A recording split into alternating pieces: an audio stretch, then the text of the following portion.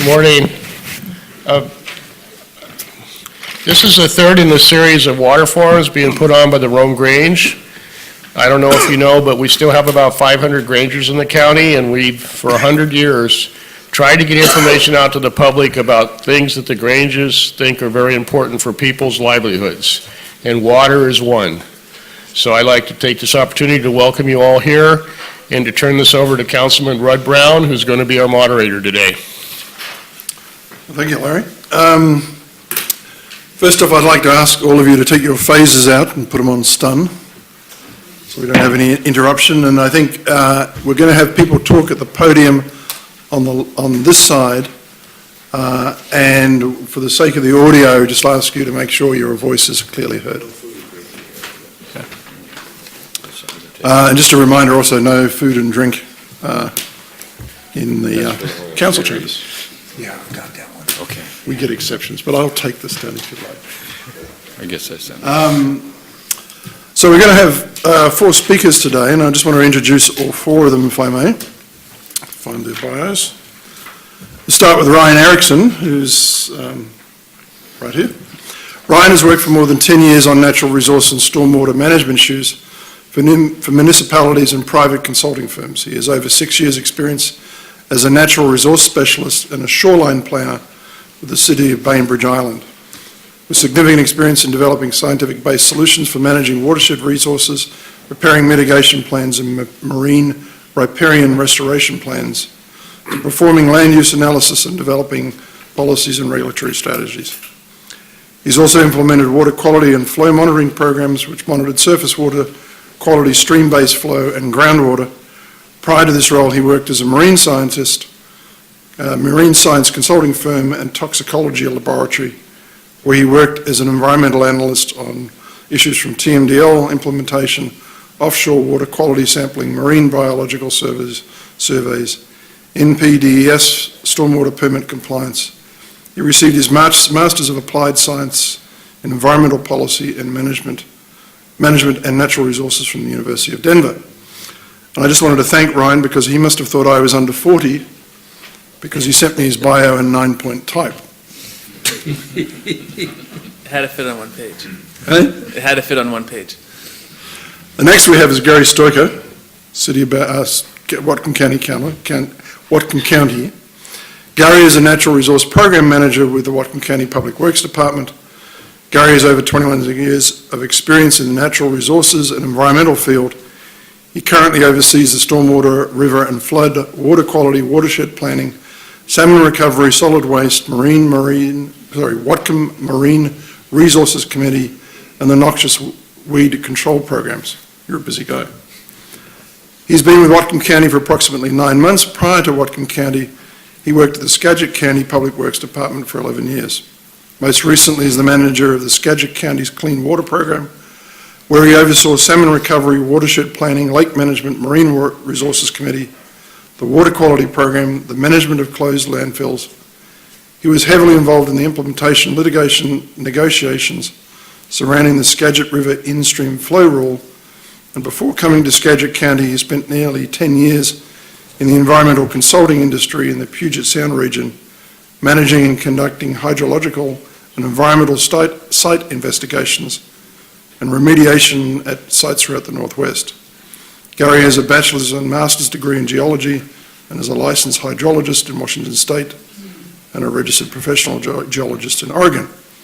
And Gary, I thank you because you sent me your bio in 10-point type, which I figure makes you think I'm about 40. You're welcome. Glen Smith. Glen Smith is retired at age 50 following an extensive career in the health insurance industry, which resulted in the development of a nationwide brokerage operation based from his offices in Seattle. Following his retirement, Glen provided varied small business consulting services before being asked to assist the Washington State Groundwater Association with the state legislative reinforcement services as their association lobbyist in December 2005. Since then, Glen has worked to secure passage of well drilling industry legislation that has benefited the association since 2006. Glen has focused his attention on Washington's rural groundwater laws and the state's ever-increasing groundwater dilemmas Since 2007, Glen has devoted extensive effort on the various exempt well, rural groundwater issues throughout the critical regions of our state, in particular the rural difficulties that have transpired in Upper Kittitas County. As a lobbyist, Glen considers himself to be more of a problem solver and a concept thinker. He works with state legislators, state agency and local government principals and water stakeholder interests on our state's rural water and exempt well concerns. And now in Glen's bio, he admits to being over 40, and this is reinforced to me by the fact that he sent his bio to me in 12-point type. And then Roger Almskaar, did I get that correct? Yes. Good. Roger's been self-employed. He's been a self-employed land use consultant locally since 1981, mainly helping private parties analyse sites and obtain permits, short plats, zoning, and etc. Between 81 and 2005, he was also a licensed realtor. Prior to this, he was a planner for the Whatcom County, drafting the county's first shoreline management program adopted in 1976. Roger obtained his BA from the University of Washington, majoring in history, minoring in geography. Roger taught credit classes in coastal zone management at Western Washington and has taught middle school geography and US history. Roger has long been active in local and state land use and political affairs, first with the Realtors Association and now with the Citizens Alliance for Property Rights. In 2009, the Whatcom BIA, Building Industry Association, awarded Roger the Darrell McClendon Award. In 2010, he received the local Realtors Association's Partner of the Year Award. He served in several advisory committees, including the current Critical Areas Committee and the Bellingham's Affordable Task Force. Roger was born in Mount Vernon, grew up in Seattle, and lives in Bellingham. And like me, Roger also must be over 40 because you also gave me yours in 12-point time. Gary Jensen. I asked Gary for his bio, and this is what we ended up with. Gary has owned and operated, I asked him for a bio as it relates to water. Gary has owned and operated a local plumbing company since 1985. During that time, he was also part owner of the local Water Culligan franchise, where he designed and installed water treatment equipment in Whatcom and Skagit counties and sold bottled water. In his other part-time job, Gary is the Mayor of Ferndale, where he deals with water problems on a sometimes different level, including the recent switch to the city's water source from the Nooksack River to groundwater. When I first read Gary's water resume, I noticed something was missing. Gary neither admitted to either drinking water or bathing in water. So I asked him about this. And he came back and said he was the sales manager for Sound Beverage, our local beer and wine wholesaler. So he claims he bathed in beer made from water, while drinking wine also made from water. Gary also claims that from the age of 12 through college, he was a home delivery milkman back in the days when such things happened. And Gary finished up by saying, you see, it all ties in. It's all about liquid assets. So with that, I'd just like to ask you to welcome our panel. So each speaker has 10 minutes to talk about the remarks, and I think you've all been given prepared questions. So maybe if we start down the other end with Roger. Thank you. As Rod said, as a consultant, I help people with small land use things. Under growth management, the land use world has gotten so complicated that unless you have a law degree or AutoCAD, you can't work on the big projects anymore. So the reason someone like me gets involved in property rights issues in working with ordinary people in the county, not developers, there's hardly any left of them, that the rules we've got right now have become so complex, confusing, and conflicting that it gets really frustrating. And frankly, a lot of people, once they find out what they're up against with fees and complications and expenses, they just give up and walk away. And there we go. When I was a county planner in the 1970s for almost 10 years, there weren't enough rules. We all knew that. And now, frankly, we've got too many rules, and they overlap quite a bit.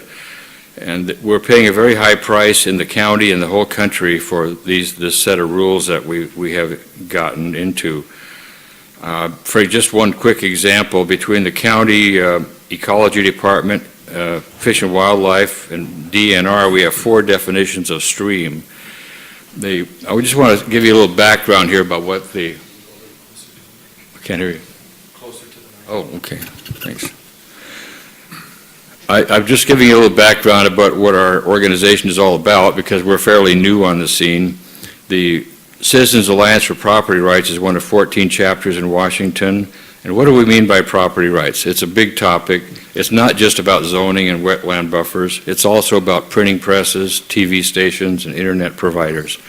Do you want those to be strongly controlled by a government? People and organizations have property rights. The land and buildings do not have property rights. And what do groups like CAPER want? We're not against all rules on land use. We know we need some rules in our complex, dynamic society. It's not the pioneer days anymore. We need to protect both private and public interests from irrational and selfish behavior.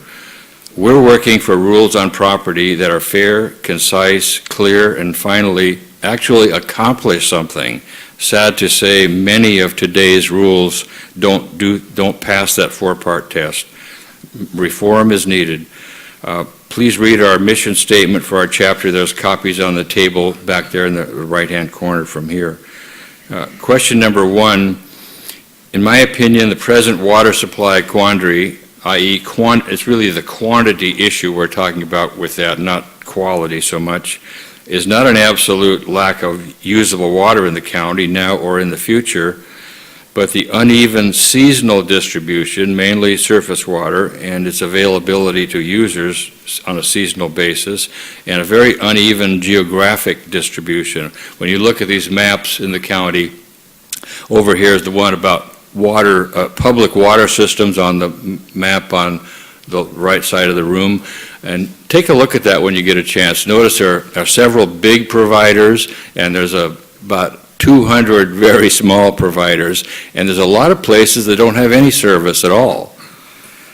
And the other map is about the WIRA watersheds. It just shows you where for instance, the 10-mile drainage basin is and how it fits into the overall project or concept. So 2 of the major issues in WIRA 1 are low stream flows in the summer and the legal fact that one major group of users, the agriculture irrigators, do not have an established right to the water they depend on. GMA does require us to accommodate a certain amount of growth indefinitely. While I do not have in-depth scientific knowledge of the pattern of local water resources in terms of quantity or quality, but based on what I have learned in the last some years, I believe we do have enough groundwater and surface water to handle any likely growth in this area for at least 50 to 100 years. So it's not really a matter of quantity, it's a matter of where is it and when is it available. On the question of who should be responsible for county-wide allocation decisions over the long term, I believe the fairest and most sensible response is to continue and complete the planning process underway right now since 1998 per the Watershed Planning Act. That law provides for broad-based citizen input from many interest groups, locally directed studies and analysis, and for the final decisions to be made by the county council, who are, after all, elected by a majority of all citizens in the county. It's obvious that we need to get serious on mapping and analyzing our groundwater resources. We have only a handful of stream gauging stations. I was surprised when I looked at the map to see how few there were. I think there's less than 12 in the whole lowland. That's pretty piddling, frankly. Well, thousands of well logs are available online from the ecology department, and most of those are very detailed. It's a great resource. We need to allocate the money to get this work done. One of the people in the room today said at another meeting that the groundwater study could be done for about, I think the figure was $300,000, which seemed to be a bargain to me. So we need to get moving on that instead of adopting new arbitrary and ambiguous hurdles for future exempt well users, which is what the GMA Hearings Board recent decision has tried to do. I'm almost done on number 1 here. The board's heavy-handed micromanaging approach ignored both DOE's adopted rules on groundwater access in the county for wells, and the fact that the majority of water, something I just learned in the last few months, the majority of water drawn from the typical rural exempt well is infiltrated back into either ground or surface water. So, number two, just as I don't have a good and broad scientific knowledge of water resources, I'm not completely up to speed on the local WIRA process. I did participate in the Land Development Caucus at the beginning, back in the early, about the year 2000, but frankly, the consultants from Utah were so inept at working with citizens, even professionals from engineering and other fields, that they just flooded us with paper. There were boxes of paper where you were supposed to have a meeting. It just didn't work. So for the reasons cited above on question one, I believe the planning unit as reconstituted is worth the money and effort needed to keep it going. It's the only way consistent with applicable law to ensure the opportunity for interested citizens to make sure their particular interests are being represented. If the joint board and some staff had not decided to suspend the planning unit a few years ago, we might be a lot farther along than we are at this point. I also support the planning unit model because it's a bottom-up approach rather than top-down. The joint board approach, as if they were the only party involved, is not very democratic when you consider how their decisions will seriously affect everyone in the county in the long and short term. Question three, regarding the just started update of the County Coordinated Water Supply Plan, affectionately known as the CWSP. That's what this map is all about. It would be updating the plan that map represents. I believe this effort also needs to have a robust public involvement. This is because the proposal, according to the request for qualifications issued by county government, is to be integrated into a regional water supply plan addressing other beneficial uses. And I believe the intent there is farmers, agriculture users, and rural residential and other private entities. The regional water supply plan would presumably include all non-public water users, although it's not clear how it would involve exempt wells. The RFQ includes a very wide scope of major topics. It's on 2 pages, and I don't have a copy on the back table, but I'm sure it's online at the planning department or the health department, and I would urge everybody who's following this issue to read those 2 pages and see the very broad scope of work that's involved in that. It encompasses virtually everything about water. So finally, there's quite a bit of overlap between the ongoing WIRA process and the scope of this plan. But in the 2-page item, there's no mention of the planning unit. They do talk about coordination with the WIRA planning effort, which is exactly what needs to be done. So I believe the planning unit should be involved in this process, perhaps not as a whole group, but in some fashion, and I don't really have a good answer for that. I would suggest that the key players in both these processes talk to each other and try to make sure they avoid duplication in efforts and get the maximum value for the limited public resources. Question 4, very short. Given that the update I just discussed also includes the regional water supply plan, which has not been very well defined as far as I've seen, the overall plan should and must consider how the public systems and non-public users might impact each other in the long and short run. Without knowing more about the content of these plans, which haven't really been started yet, I find it impossible to estimate or offer an answer to that question. So, thank you. Thank you. Just thinking for clarity too, because do people have a list of the questions? Yeah, it's on the table back there. So while some of you are grabbing that list, I might just give a bit of a summary here, and I apologize for not doing this, asking this question earlier. The first question that Larry was Roger was responding to was the question about the State Growth Management Act requires cities and counties to plan to accommodate growth, and these plans have to be updated every 7 years. And this is a question directed in terms of the issue of water. The second question was related to the county. The county and other governments have to adopt water resource interests, beginning with a watershed planning effort recently adopted under the Watershed Planning Act. And part of that is the formation of what's called the Watershed Planning Unit. The third and the fourth questions related to the updated 2000 Coordinated Water Plan and made the mentions there about water supply needing to be addressed. So if you have they're long questions, which is why I won't read out all of them, but if you want to grab the details up there, please do so. Next, I'd like to ask Glen Smith, if you'd like to provide your comments. Make a few comments. Okay, thank you. Good morning, everyone, and appreciate the opportunity to come up here and speak before you today in this gathering.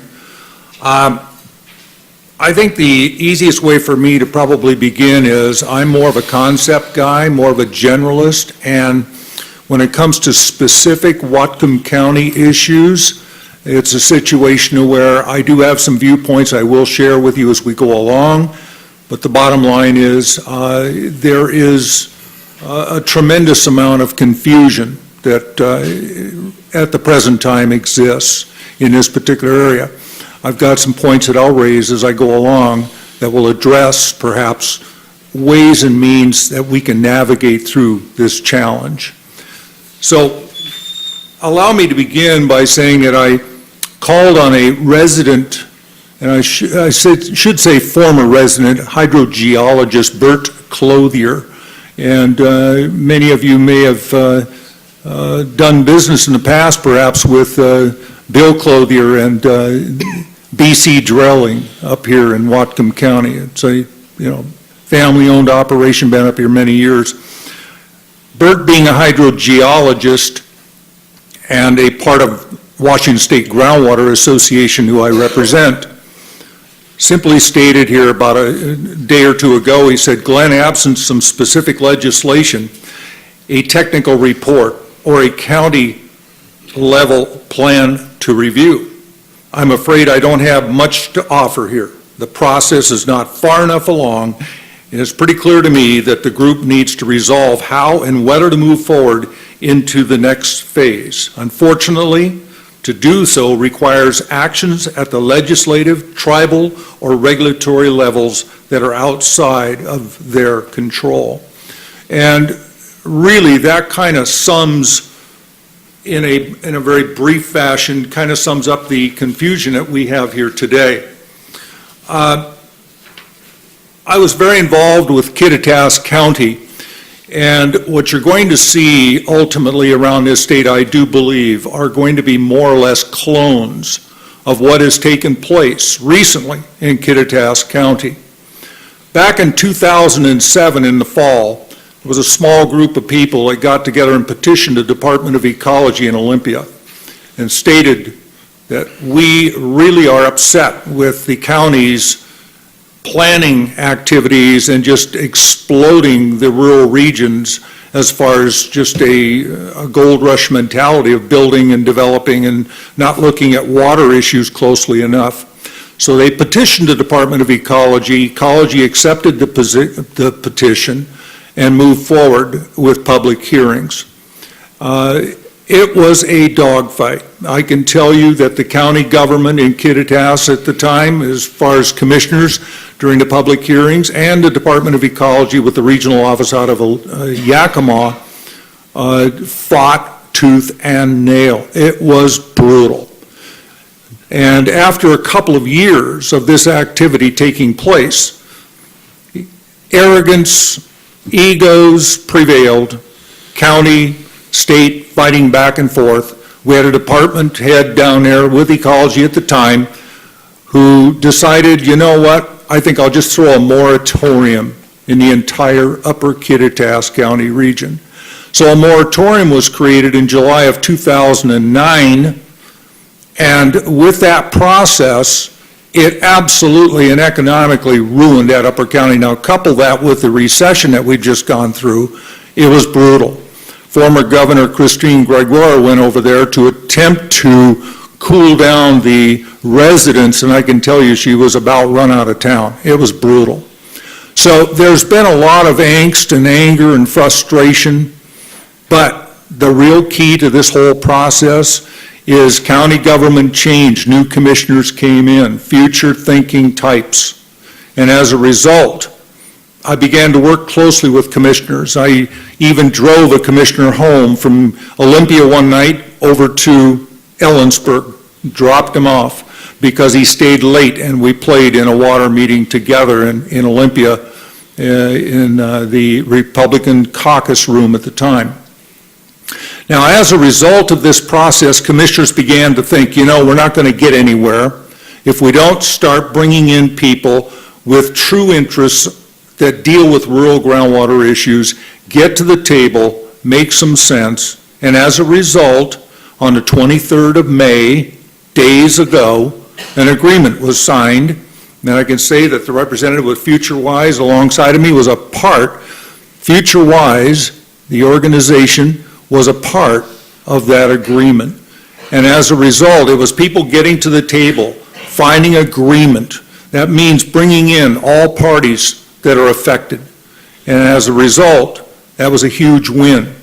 Now, along the way, Washington State Groundwater Association went to the county in 2008 and 9 and said, listen, the only way you can get through this is to gather all of the players and really realize that the county must marry up with the Department of Ecology.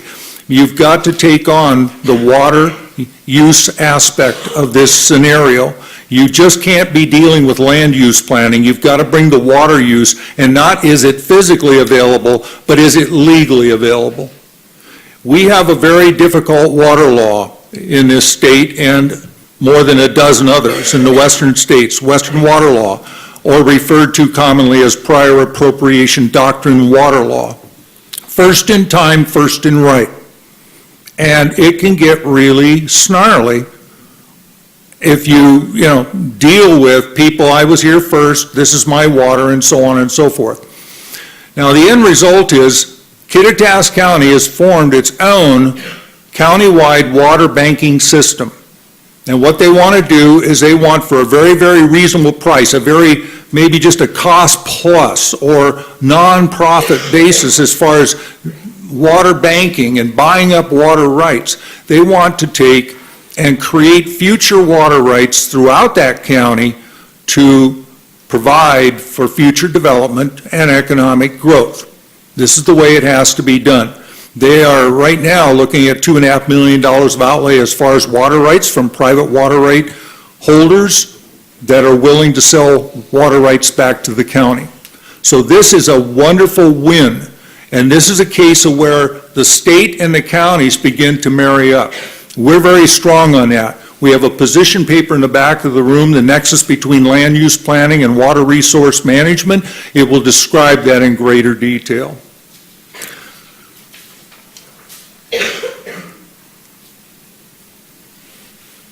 Past water wars. Some of you may or may not be aware, but in Yakima, in the Yakima region, to give you an idea, a famed long-term water war was called Aquavella. It took more than 30 years to solve the problem. It's just being solved now. So it's a situation where these situations can easily turn into marathons and certainly not sprints. So it's very important that the players get to the table when it comes to water and water matters. Close by, Swinomish Indian tribal community versus the Department of Ecology decision that came down October 3rd of 2013. That really woke up your State Department of Ecology. Right now, Ecology is very, very busy trying to revamp, find wiggle room. I'm going to call it wiggle room to deal effectively with in-stream flow rules, proper water management, getting enough water allocated toward future growth throughout our state in various counties and regions that are deemed water critical.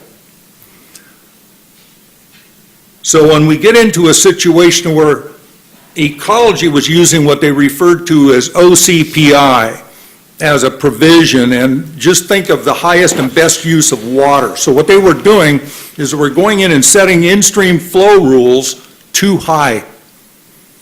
Secondly, they would reach in and say, well, we have OCPI, we're going to take a little bit of water here, a little bit of water there, and of course, that's where the Swinomish tribe said, wait a minute, you've already set those in-stream flow rules, now you're starting to take water back out, and that lessens that stream flow, and we have a serious problem with that.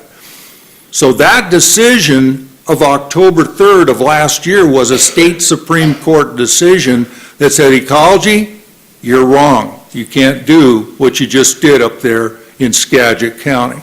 So this is a serious problem that ecology has to address right now. Ecology this summer, we've got 8, you can count them, 1, 2, 3, 4, 5, 6, 7, 8, 8 4-hour water meetings to discuss changes in water laws of this state. How do we deal with water laws more effectively? I think that Roger brought up a very good point, that we're so busy trying to micromanage finite uses of water that it's ridiculous. And I have chirped and chirped and chirped with ecology for years on this very issue. I said, you people spend more money on this tiny exempt well use of water than in most other areas of your entire water resources department. And they agree. They're tired of it. They're tired of spending this money, time, staffing, and everything else. It's too complicated. So the end result is they want to streamline and simplify. And we absolutely buy into that whole process. But 8 meetings, 4 of these meetings by Ecology, hosted at Ecology Headquarters in Lacey during June, July, August, September, will bring in counties. Counties have got to become more involved in this process. Now, please understand, a lot of counties are pretty frustrated about this right now because they haven't been familiar with the legal aspects of water and being able to determine that. So it's a situation where counties, some of them they got their heels dug in. They don't want to go to the extra staffing, the extra expense, and so on. It's a new avenue that they've got to look at. But we do applaud that process because ultimately, local governments have much more control, much more knowledge, much more interest over rural water issues in their specific regions than Department of Ecology does. Okay? We don't want to see more of these Upper Kittitas County moratoriums occur. This is not smart water management statewide. So what's really important here is that counties need to get much more involved in the whole water matter. Now, how the county and various groups are trying to manage this here in Whatcom right now, I'm going to say, and I termed one of my public papers that I supplied over in Kittitas County years ago, back about 2008, I said, you know, you can't place the cart before the horse. And a lot of what we're talking about today is, I believe, and I've got my crystal ball out here just a bit, but I believe that the Department of Ecology, along with the counties, and having these meetings throughout the coming months, they are moving toward legislation in 2015. So end result is this situation of having the counties involved in this process may give a brighter line as to a better pathway for Whatcom to begin to address its own water issues in the coming months. As you see Ecology coming out with a game plan as to how they're going to start to deal with these rural water matters. So everything is in a state of flux right now, and I'm saying that there may be much more clarity coming up. Tom Poors. He's a well-known water law attorney based out of Seattle, working closely with Ecology Now, highly respected. Tom Poor, some of you may want to do some serious research. He wrote a 16-page legal summary following the Swinomish Indian tribal community and versus Ecology and Ecology's loss in that state Supreme Court decision. You can see and peruse that paper at Poor's Law, www.Poors, P-O-R-S, law.com,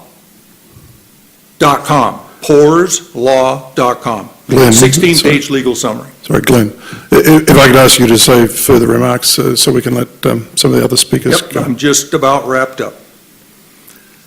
So when we deal with a situation here of water banking, the last item that I'll leave you with is be careful of water banking. Ultimately, it is an issue that will come to the county. And you want a county-run water bank. You don't want a lot of privately run water banks. You don't want a gold rush mentality when it comes to water banking. So this is a situation to look at. And I thank you for your time. So with that, thank you, Glenn. With that, Ryan Ericson, please. Okay, I'll get us back on track here with a shorter statement. Thank you very much. Thank you very much. I appreciate the opportunity to be part of this water forum. I'm new to Whatcom County. My family got here on April 1st, so April Fool's Day, hello. And so I'm going to keep this at kind of a high level because I don't know the ins and outs of what Whatcom County has been doing for the last 15 or 20 years on water planning, quickly reading all the documents and getting up to speed. But there's a lot of work that has been accomplished. I don't know what the outcomes are or how it's being implemented right now, but there's a lot of information to sift through. The mission statement for Futurewise, the company I work for, is building healthy, livable communities.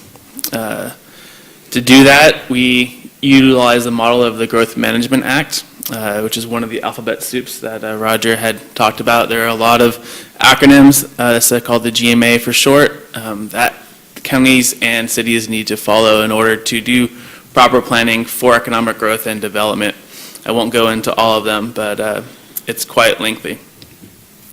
So to achieve a healthy, livable community, you need to have well-planned growth in areas that can sustainably support ecosystem services such as open space, habitat, and stream flows, while providing for community services such as drinking water, local economic growth and viability, and essential public facilities.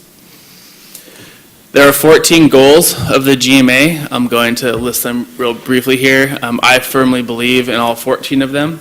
They are to be balanced. One is not more important than the other. They are not in list of a priority by any means. One is sprawl reduction.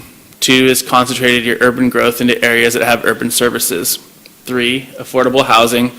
Economic development, providing for open space and recreation to your community.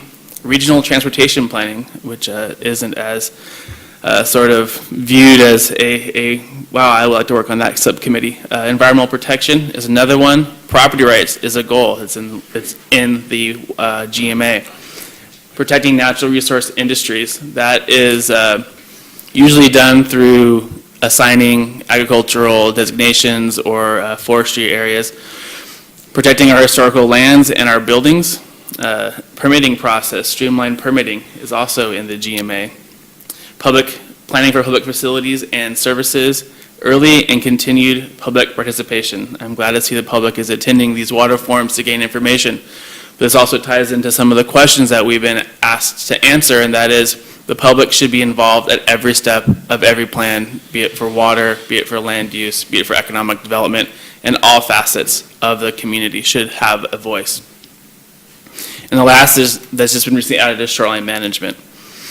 So a watershed management plan, for me, it needs to be viewed as a larger part of a legacy plan. What legacy does Whatcom County want to have for future generations?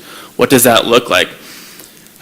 There's no one answer to that question. You know, for a developer, it may be the legacy they want to live is, hey, I helped shape this community. I helped better this community. They need to be able to have accountability, affordability, and consistency, and dependability and regulation so they can plan for their future.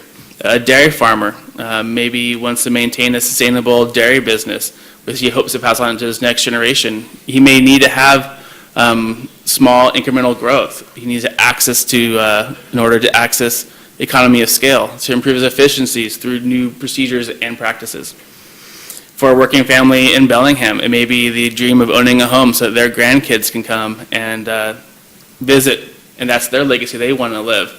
Each person's is not more important than the other, and another community member may want a legacy to live is clean water, habitat connectivity.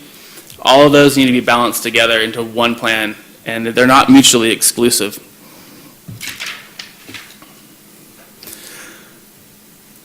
So what all this boils down to really is open and honest discussions about existing conditions with putting everything on the table. What are our opportunities in Whatcom County to plan for water, to plan for economic growth and viability? Because usually when you have a viable local economy, you tend to protect more of your natural resources because you have more money to spend to purchase land to put into perpetuity for open space. The reason for upfront discussions to reach the community goals, discussions with every stakeholder is important. We need to understand the community web. We're all interconnected. One action on this side affects another person's action on that side. And why a detailed roadmap? So through these water plan and a larger legacy plan or the comprehensive plan that's required by the state for the county and for cities to write, why should it be detailed? Well, it needs to be it needs to be an implementation plan, a work plan, a working document. We need to have a detailed plan so we can easily have matrix to measure our success. Also for the dependability, for the development community, for financial allocations, for personnel allocations on projects, for capital facilities improvements, for protecting our natural resources.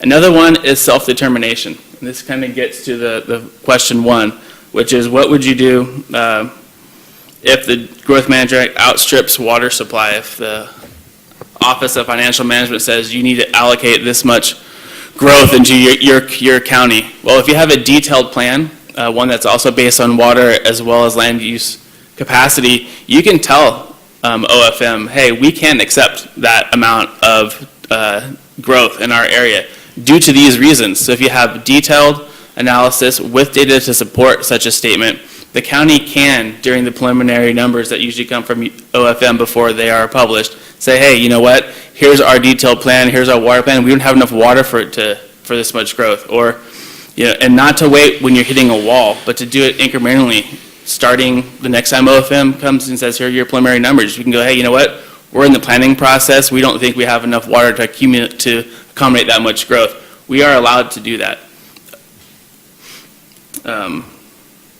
And then, why do we plan? What is the best model to plan?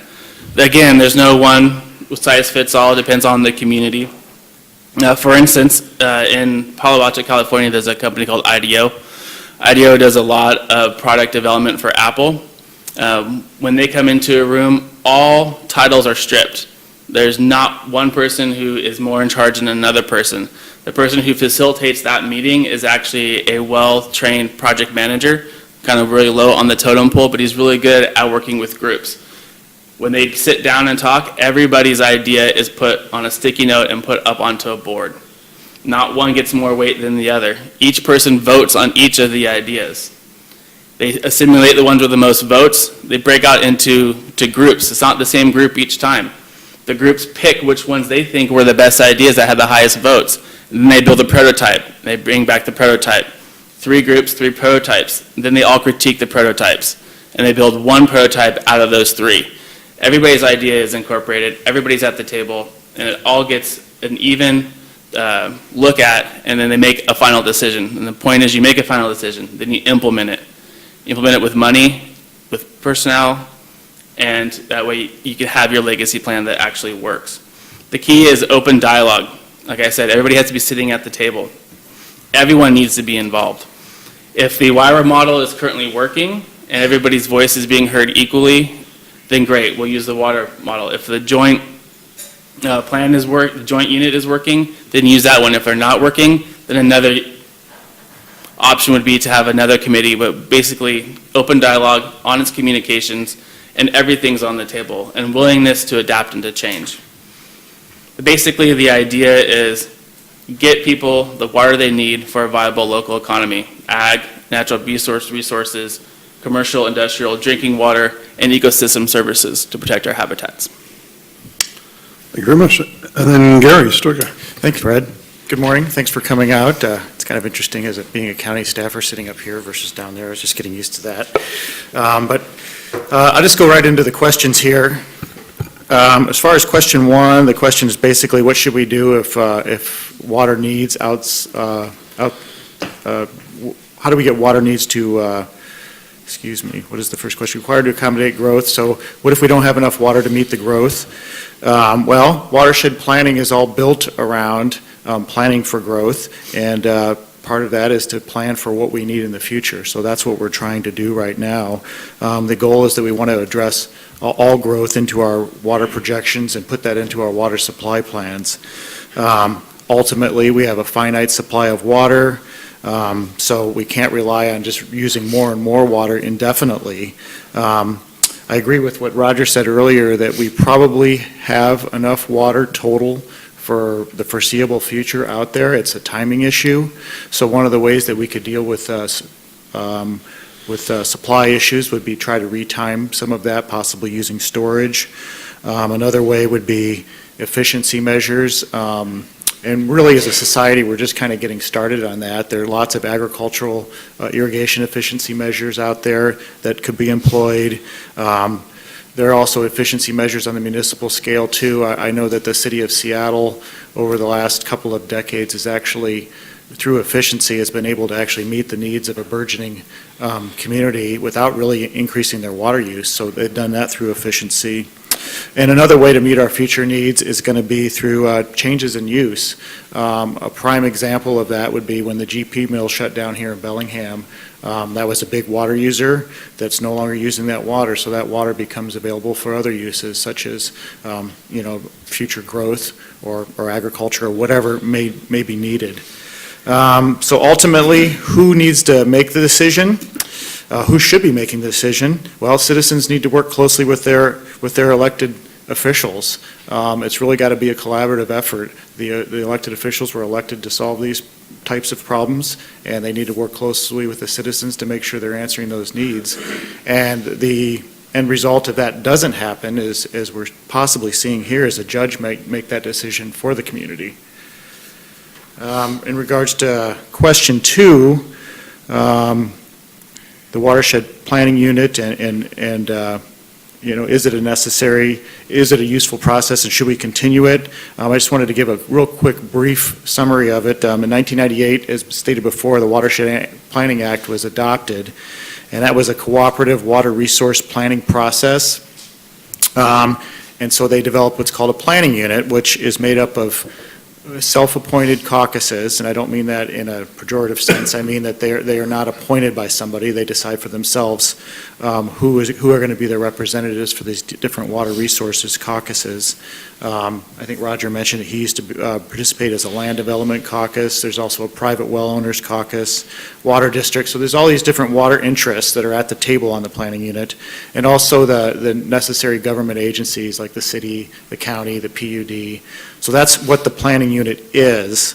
In Whatcom County, the planning unit was established in 1999, and under the Watershed Planning Act, the five, what they called initiating governments, which included, by statute, included the county, the biggest city, the biggest water purveyor, and the tribe. So in Whatcom County, that would be the Whatcom County government, City of Bellingham, Whatcom PUD, and the Lummi and Nooksack tribes.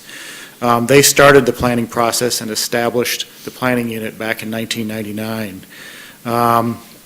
All three of those five members decided to participate on the planning unit. The two tribal members decided not to participate because of their status as sovereign nations.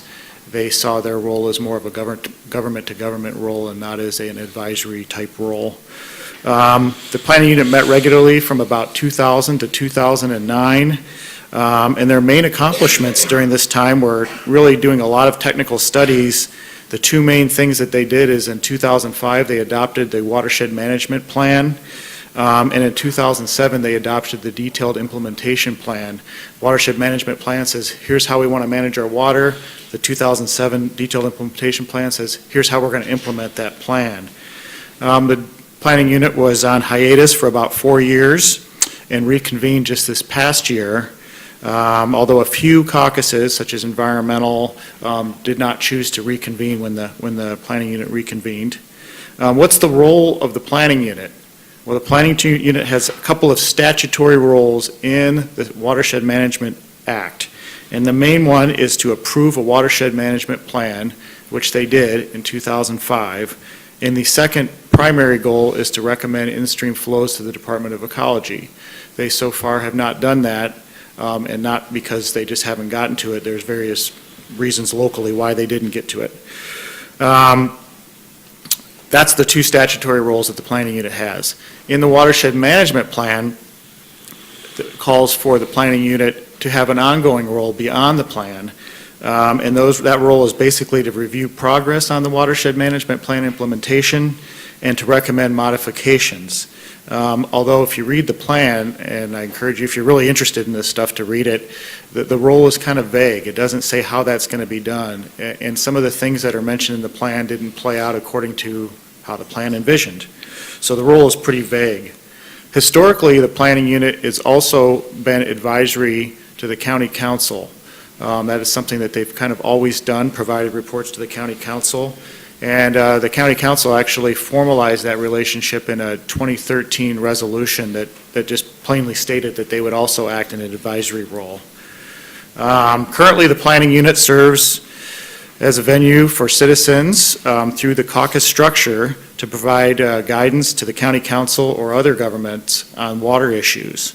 However, because they have a statutory role and the statutory process are a little different from all other county advisory groups, and the two main differences that come to mind immediately are that most advisory groups by the county are appointed either by the executive or the council. These are not appointed by those bodies. They elect their own members.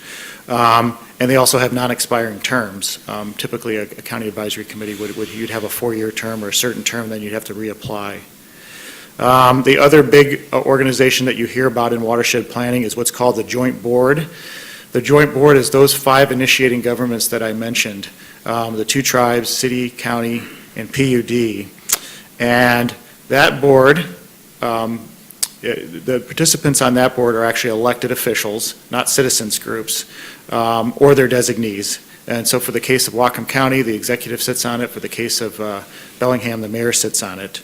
The primary purpose of the joint board is to finance and implement the goals of the watershed management plan, which was approved by the planning unit. And so far, they've pretty much done mostly studies and collected data. An example of one of their major accomplishments, some of you may have heard of, is the 2010 Lower Nooksack Strategy. That is a financing and implementation strategy as to how we're going to implement different parts of the detailed implementation plan, how we're going to implement the watershed management plan. And right now, the joint board serves as the only real forum for local governments to interact with the 2 tribes on water issues. Right now, there's no other, since the tribes don't participate on the planning unit, they really need the joint board to have that interaction. So, the answer to the question being asked here is, who should make these decisions and is the planning unit worth it? Well, I think both the planning unit and the joint board have been part of the process since the beginning, and they both serve important roles. However, their role is really ultimately gets sent to elected officials who make any ultimate decisions on how major policy changes or implementation is going to happen.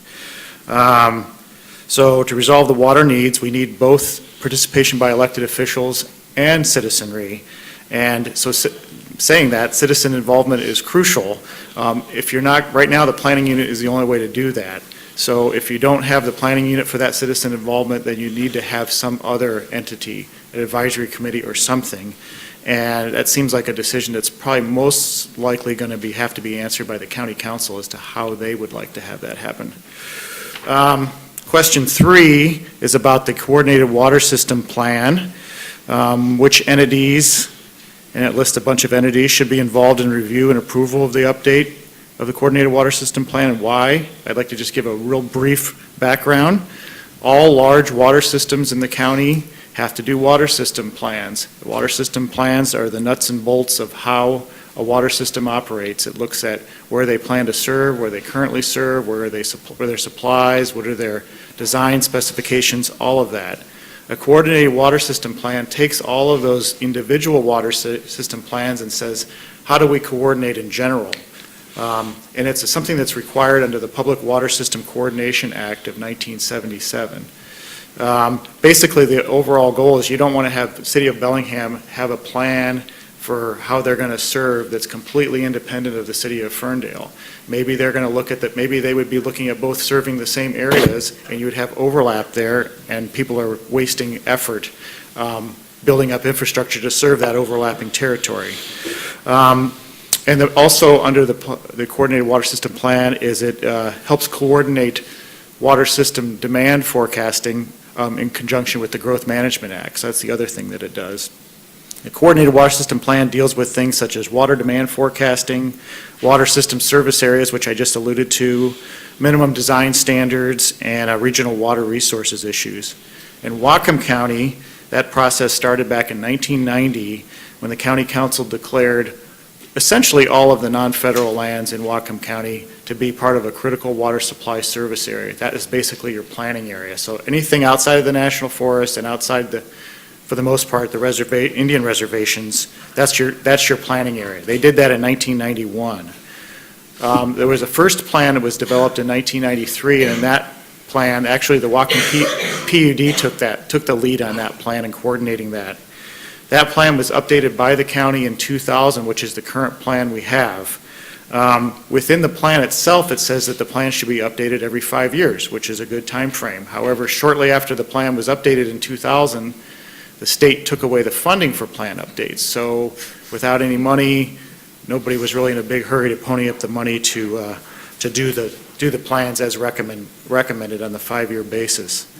What's the process? Well, the process for updating a coordinated water system plan is clearly spelled out in statute under RCW 7116, and it's a process that's overseen by the State Department of Health. That process includes convening what's known as the Water Utility Coordinating Committee. I'll just refer to it as the WUC. And by statute, that committee includes all public water systems with more than 50 connections that choose to participate. And in Whatcom County, that's about 65 individual water systems. And it also, by statute, includes the County Health and Planning Department, County Council Representative, and the State Department of Health. So since this body deals with public water system coordination, the voting members are restricted to those involved with public water systems. As far as where we are, the county is going to be convening the WUC within the next month or so. So it'll be coming up shortly. In addition to the members that are voting members, the county is going to also invite all public water systems, so smaller than 50 connections that can participate. They can't be voting members, but they can certainly participate in the process and bring their input to the table. Also, WUC meetings are open to the public, so if you're not a public water system and you just want to find out what's going on, you can still attend the meetings. Now, how does the Public Coordinated Water System Plan interact with the Watershed Planning Act? Well, it's a standalone process because it deals with public health issues and public water system, so it's completely separate statutory role from the Watershed Planning Act. However, there's a common interest between the two of water demand forecasting. Under Coordinated Water System Planning, you have to project public demand. Under the Watershed Planning Act, we want to project what we're going to need into the future. So there's a common interest there. And part of the plan update is going to include updating demand forecasts for at least the next 20 years to be consistent with the county's comp plan update. The last plan projected 50 years. You get to that long of a range and you're getting really kind of fuzzy, but probably for at least the next 20 years. So the Coordinated Water System Plan needs to be updated solely for the public water system needs. It needs to be done for that regardless of the watershed planning aspect. But the watershed planning, the numbers that can feed into the watershed planning process is making the update more urgent because we have things like the tribes asking for federal quantification of their water rights, and that could be used to answer that. So who approves a public watershed plan or an update of the Coordinated Water System Plan? By statute, it's the WUC, the Washington Department of Health, The county council and the county planning unit must say it's consistent with the comp plan. So the county planning and health departments are required to participate. The question was, what was the PUD's role, was also in there. And the PUD's role is just as a purveyor, just like any other purveyor. They don't have any special status in the update process. What's the role of the joint board and the watershed planning unit in the process? They have no official role in the process because it's a separate statute. However, the county will plans to keep these entities informed, and the public is welcome to provide input as appropriate. And I just want to make one comment on a question that Roger brought up. We did write an RFQ that was more broad than just the coordinated water system plan update. However, the contracts that we're issuing are just for the coordinated water system plan update. We wrote the RFQ more broadly because we wanted to be able to use the same consultant for possibly both aspects. And I will be as brief as I can on question number 4. Well, Gary, if we can perhaps save that for a little bit later on, so.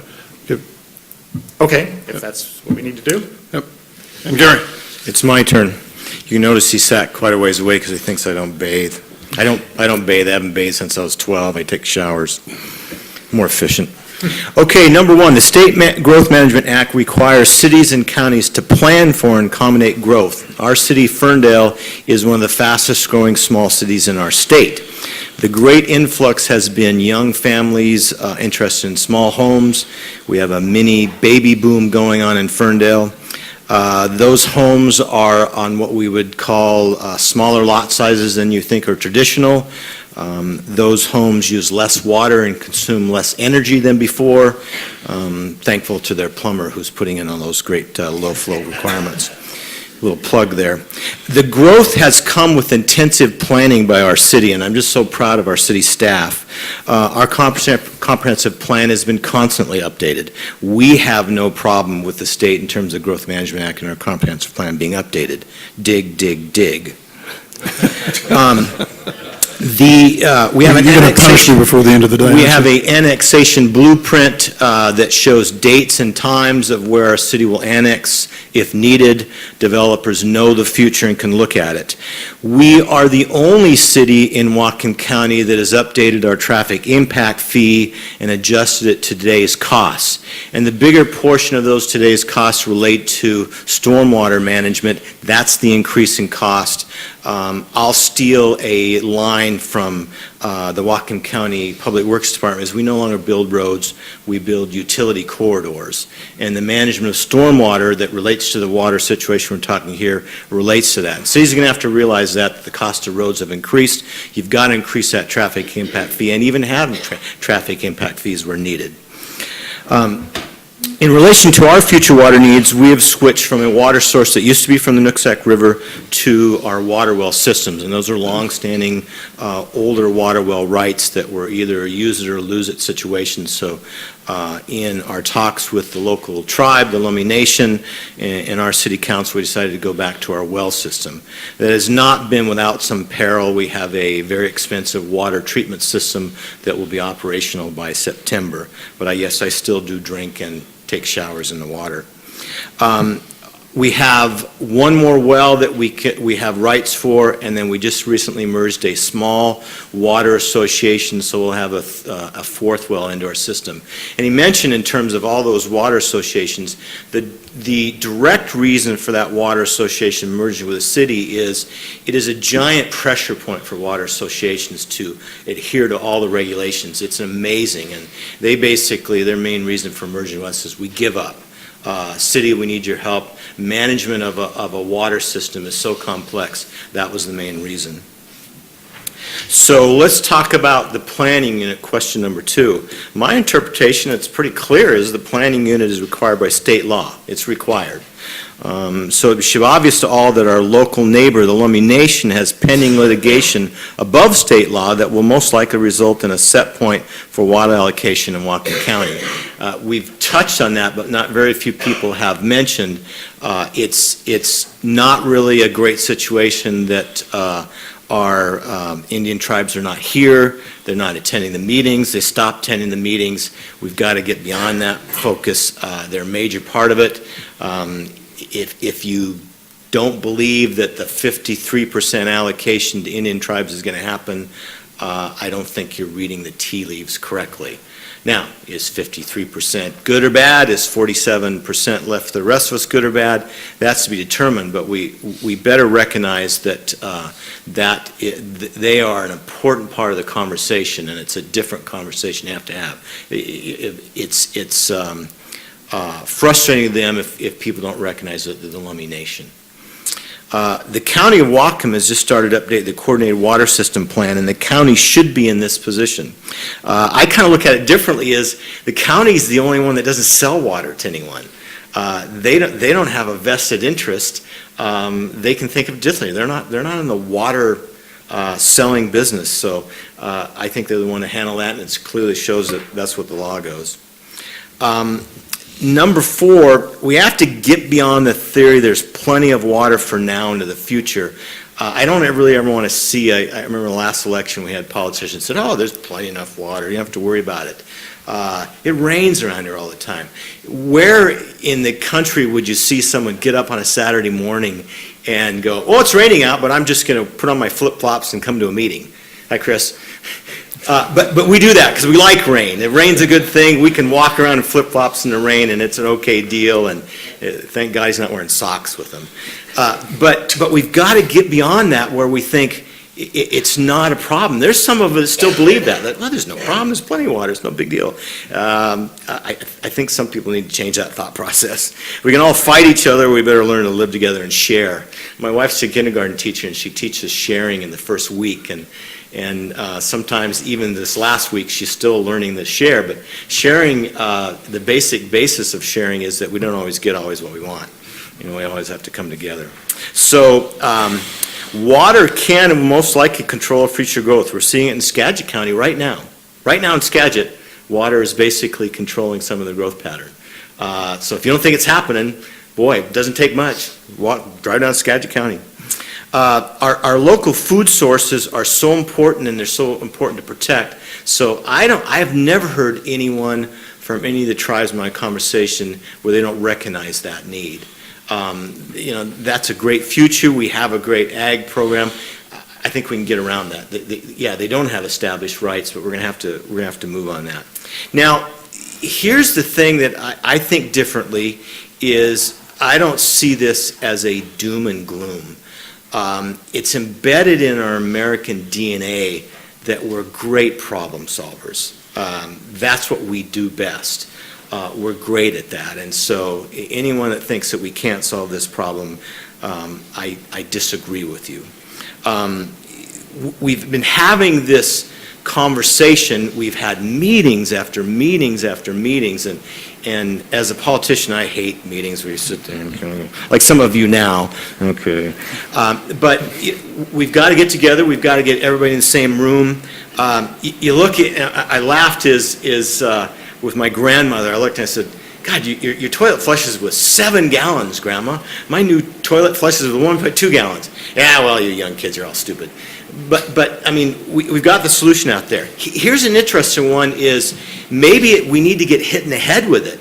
Maybe the federal case needs to come forward, but it's easy to look back and look, California is in a drought situation. And so I don't know if anybody paying attention to what's happening in California. California is going to move forward and they're going to allocate $800 million in low interest loans to people who want to develop water recycling. So recycling of water. Here's what maybe some of you don't understand is when Ferndale used to draw its water out of the Nooksack River, and then we take it to our sewer plant, we process it, and we process that water to near drinking water conditions, and at the time we draw the Nooksack, we put over 120% back in the Nooksack. So you draw a certain percentage out, and you're putting back over 120%. Linden is the same situation today. Well, people say, well, how do you do that? I mean, well, wait a minute, where's the extra 20% coming from? I don't think it's all drinking beer and wine, but it's a portion of it. But it's stormwater intrusion, other water sources. But no one recognizes that. It's frustrating for small cities. It's frustrating for Linden. Well, we don't recognize that. We have to lower the temperature of water so it goes into the Nooksack in a rate. We don't get that. So now we're doing that. We're drawing out our wells. We're still putting that water back in the Nooksack. In California, that's their big thing in terms of water recycling. Well, how can, realistically, we all just borrow the water. We don't use it, we just kind of borrow it. It goes back and forth, and, we recycle it. Well, there are so many ways where I don't think we have a worry for that, because you look outside, it's still raining. It's not doom and gloom. We just have to figure out a way to do that. The Bullitt Foundation building in downtown Seattle will basically be a net zero building. Won't be hooked. I mean, if they get approval, and I expect they will, they won't be hooked up to a city sewer system. They won't use city water. They'll recycle everything in a large, great building. Rain barrels, water recycling. We're just so lucky here that we live in this ability, but we just haven't figured out ways to do that, because a lot of us still don't think there's a problem. Well, sometimes I think governments and public officials, they need somebody to come up with a ball-peen hammer and whack him right in the forehead and go, hey, pay attention. So I'm interested in the rest of the conversation. I have faith that we can go through this problem. Got to get everybody back in the same room. It's sad that we had a planning unit that split apart. Got to get around that fact. So now you're probably really tired of hearing people speak, and maybe you want to all speak. So I'm done. So with that, what I'd like to do is open it up the mic for questions and that you'd like to ask the panel. And if you'd come down to this one here, and John, if you could just push that mic down the way I showed you before, that'd be great.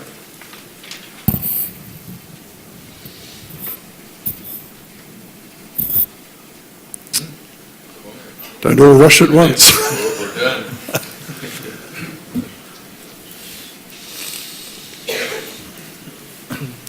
If you'd like to direct it to a specific member of the panel, please do so, but I'll also invite other members to step in afterwards. These are mostly directed at Gary. Just two questions. Sorry. And which Gary? Stoyka, sorry. I'm coming up to speed on the coordinated water system plan, but I heard you talk about it being demand-based and demand forecasting. Related to what Glen had said, are you looking at the supply? What's the availability? Can you draw those curves? When do we run out of water? Correct. Is that part of the system?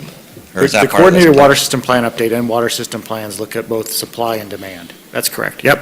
And the follow-up to that is, how are you doing that supply? How are you quantifying that, given how little we know about groundwater distribution in the county? And Sure. Individual water systems have to show how they're going to get their supply in their water system plans. okay. When you look at more of a global aspect, like the whole county, the water system, the coordinated plan may identify areas where there's not enough water available, either not enough water rights or whatever the case may be. The coordinated water system plan doesn't necessarily answer those questions. It just brings them to the forefront and says, these questions need to be answered as part of your planning process. This is a good segue into the question I didn't get a chance to answer. The county, under the joint board, adopted that lower Nooksack strategy, and one of the components of that was what's called a water supply plan. And the water supply plan has basically two components: figuring out how much water we need, and the second component is figuring out how to meet those needs. And so that's the coordinated water system plan. By answering how much water public water systems need, that's part of the question. The other part is how much water does everybody else need, like agriculture, exempt wells. Those two components tell you what your needs are, and then now you have to come up with a plan as how to meet those needs. So you're going to have to look at water rights, and that's a process that hasn't, I mean, we're starting it by updating the coordinated water system plan, but we really haven't started it. When I talk to a lot of people about this, they talk about the X minus Y equals Z equation, where X is the amount of water out there, Y is the amount of water that fish need, and X minus Y and Z is what's left over for everybody else. We're hoping that, we need to quantify how much we need and how does that compare to Z. Thank you. Sure. You answered my second question, but now I have a third. Okay. And it might be more of a statement, but I see broad overlap between the 2514 process, the WIRA watershed management process, and this coordinated system and water supply plan update. The WIRA process can answer the water rights, the legally available, the physically available, and this might be too much of a crystal ball, but how do you see those two interacting to deal with the supply side? Well, as I stated, that the goal, part of the water system plan update process, I mean, it involves a lot of other things like design standards and service areas and all kinds of things like that. One component of it is looking at the demand going into some horizon like the 20 years into the future.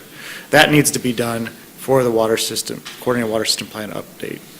But that information can be certainly and will be used into the watershed planning side to help answer that Z question. So they're going to look at population forecasts based on what the comp plan projections, OFM projections are. They're going to look at the water rights and what the system capacity is of each of the water systems to meet those needs. And that's going to be part of what is needed, is what the water we need. So I'm not, does that answer your question? Kind of, but I'm still also coming up to speed on how all these things interact. Right. But I see the WIRA process as basically the vehicle to define the water that's available, both physically and legally. Right, and so And- that part of the coordinated water system plan process will feed into that WIRA process. Ryan, do you want to I add just something? want to add on to the answer there. Also, it's not just, supply and demand, it's also geographical areas, like where is that growth happening and where is the water availability? And you may have to move water from one area to the next, or through incentive programs or regulations, discourage growth over here and encourage it where the water is. So it's not just X, Y, Z, it's also, it's three dimensions instead of it's X, Y, and Z, yes. Well, yeah, you went Cartesian. Yeah. Thank you. By the way, when you do come down, please make sure you identify yourself. So, Chris Halterman, Whatcom County. Thank you, Gary, for bringing up the bit about reclaimed water. I'd like to hear from each one of the panelists, and even possibly yourself, Brad, since you're on the county council. Do you agree or disagree that reclaimed water that is returned to an aquifer or to the Nooksack should be counted in the quantification of the water availability? It's not being, we're only counting how much money or how much water is being drawn out. It's not being counted when it's put back in. Do you agree or disagree that that should be part of the process? Well, I agree. I believe it likely is being, I'm not sure when you say it's not being part of the process, because if you're currently putting wastewater back in, like many wastewater plants do into the system, that's being counted in terms of a measurement of the stream, so that's part of the flow of the stream. And if you're determining what stream flows are, you're including that flow. Going into the future, you would, if you're projecting to use more groundwater, for instance, like Ferndale it does, and that additional flow into the stream, I'm not sure if that's currently being looked at, but that part certainly should. But I think that the flow that's currently going into there now is being counted by the stream flow.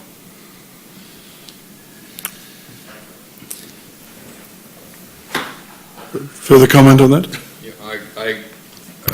I think it should be counted also, of course, recognizing that once that treated water goes back in the river, it's not really available for drinking for a while. So, but it is part of it should be counted against the water right maximum. And speaking for the Groundwater Association, I would concur that it should be counted, as far as a short answer. And I agree too that in reflects the in-stream flow, it is usually counted by your gauge stations when it comes back in, because that's accounted mathematically that way. Should it be counted against your water right? I don't know if that was the actual question. And that is a little more legally, I don't know if it can or not, something that the state could definitely look at.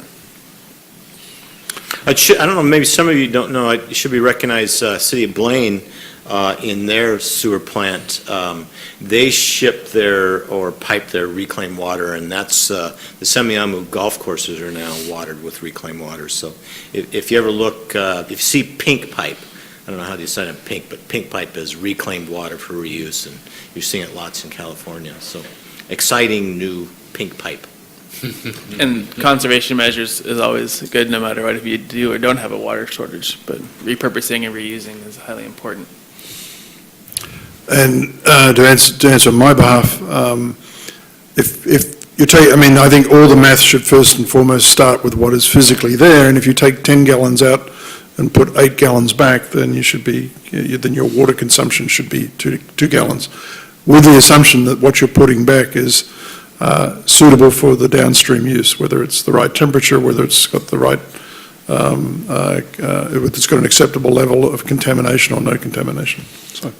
And I guess piggybacking on that too, these ideas just hop in my head. If we had a really detailed groundwater model, so that we would know when you withdraw out your well at time X and it goes through your septic system at time Y, we know time Z when it actually hits the stream again.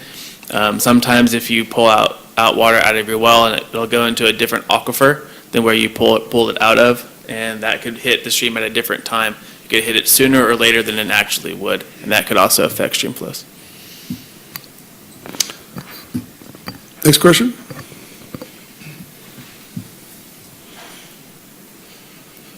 Bob Burr, I'm also from Whatcom County. I would say that trust in government is at an all-time low. That's true of national government, state government, local government. That's what the surveys show. And there's a feeling among a lot of people in the city of Bellingham and the county that things are slipped under the radar, put onto agendas at the last moment without any real public discussion of that. On the agenda of the County Council this Tuesday is something that would extend rights of way to the public utility district, to all the rights of way that the county of Whatcom currently has. I would like to know what any of you know about this, because it just suddenly appeared on the agenda. Any comments from the side? Well, I know a small amount about that, that actually that proposal has been on the agenda before and was withdrawn a month or so ago. I'm not sure why it was withdrawn, but it was scheduled for a hearing, and I don't think it's scheduled for a hearing on Tuesday, is it, Red? I'd have to look back at the... I looked at the schedule. agenda, I didn't see that for a hearing, but I could have overlooked it. But Mr. Jilk is here from the PUD, perhaps he could make a comment about that.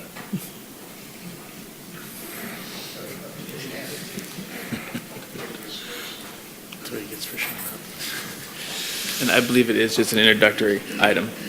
It's just an introductory item. It's not a hearing. But the intent is to have a hearing on it in the near future. Steve Jilk with the Whatcom PUD. This is a request to the County Council to hold a hearing on a franchise between the county and the Public Utility District. And it is in some part a renewal of existing franchise that we have had for the last 50 years. And what it really does is sets up the standards and the criteria for the PUD to place transmission lines, water lines, pumping stations, that kind of thing, within county rights-of-way.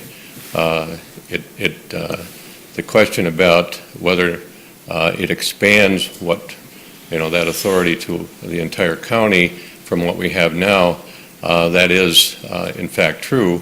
What we have now is franchise with the county that covers specific pipelines that we have in place that serve mostly Cherry Point from our two water treatment plants, one in Ferndale and one just north of Ferndale.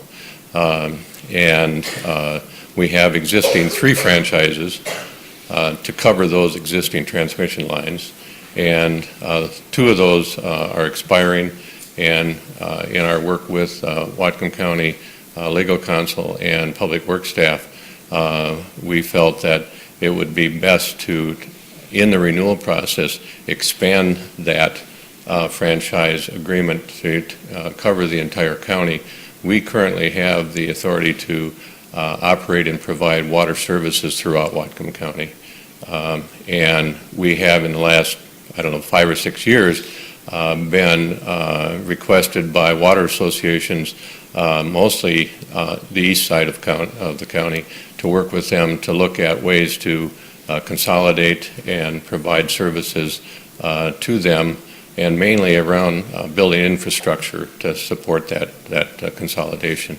And so when we looked at renewing the franchise with Whatcom County, we felt that it would be more efficient to just expand the area of that franchise opportunity to the entire county. The reason that we had requested that it be placed on the county council's agenda at one time and then took it off, or asked to have it taken off, was because we had a few people show up at our Public Utility Commission meeting saying that they were not aware of this being brought to the county, and felt that it would be more appropriate to take some time to provide more public input. So we asked that it be taken off, and now we've asked that be placed back on. This type of franchise is not unusual at all. Puget Sound Energy has a similar franchise. Comcast and other utilities have a similar kind of franchise. The question that's been raised many times in the last few months as we've addressed this at our commission is that this provides an opportunity for the PUD to simply start taking over water associations and begin serving areas outside of our historical service area, which had been mainly Cherry Point, and it does not do that. It simply sets up the criteria and the regulatory approach that we would have to follow if we continue to operate within county rights-of-way, or if we find an opportunity to build facilities in new areas of the county. So. Thank you. Could I ask you a question? Steve, could I ask you a question, please? So the PUD is asking for this franchise now in case you might, in the future, want to lay some more lines? Two things. One is that it's renewing. We have one of our franchises that's actually lapsed, and two of them will be coming up next year for renewal. And so it was a combination of doing that, making sure, and meeting the new requirements from the county. I mean, like I said, our existing franchises are between 48 and 50 years old, so the county has a much greater number of criteria that we have to meet. And then secondly, as long as we were in that process, we said, let's... Is it the case that in order for the PUD to actually lay any new lines to new areas, that it would have to be part of this coordinated water system plan? Is that? I wouldn't say it's not that, really. It was like I said, we're working right now with 6, I believe, different water associations north and east of Linden, dealing with the nitrate, mostly with the nitrate issues, and looking at how Department of Health funds and other state funding can flow through to those associations to fix their problems. And what we found is that in most cases, those monies can only flow through public government organizations like the PUD, and in one case, it looks like we may have to get those dollars, we may actually end up having to build a line, a transmission line of about 1.5 miles, and so whether that's in county right away, or if it's in City of Linden right away, or if it's in State Department of Transportation right away, it's those kinds of situations that we're saying we may be getting involved in. It's not taking over ownership of those associations. It's simply saying, how do we best serve, other areas of the county. So the water associations would be buying water from the PUD? No. We would, in that case that I referenced, we would simply, there's 3 or 4 water associations in that case that are looking to consolidate. And part of that consolidation would require building short sections of transmission lines to tie those associations' service areas together. And the one area that we've identified in being able to get funding to do that without putting it on those associations is through State Department of Health money, and it would have to flow through either the county or, say, a water district, and there's no water districts in that area, and so we've said, okay, we may consider doing that. We would, in that case, build a line and then lease it back to those associations. It's that kind of a thing, that projects that we're saying we want to get ahead of. Whether there'll be more projects like that or not, we don't know, but. So you're not looking to replace the associations then with the PUD? No, Okay. no. And in the last 5 to 6 years, as the PUD has been approached by the Department of Health, and actually we've dealt with probably a dozen different water associations, them asking us, how can we help them resolve some of these consolidation and, water quality problems. The interest of our commission has been strongly, whatever we can do without increasing costs, but increasing efficiency in solving some of these problems. The commission has been very vocal about this.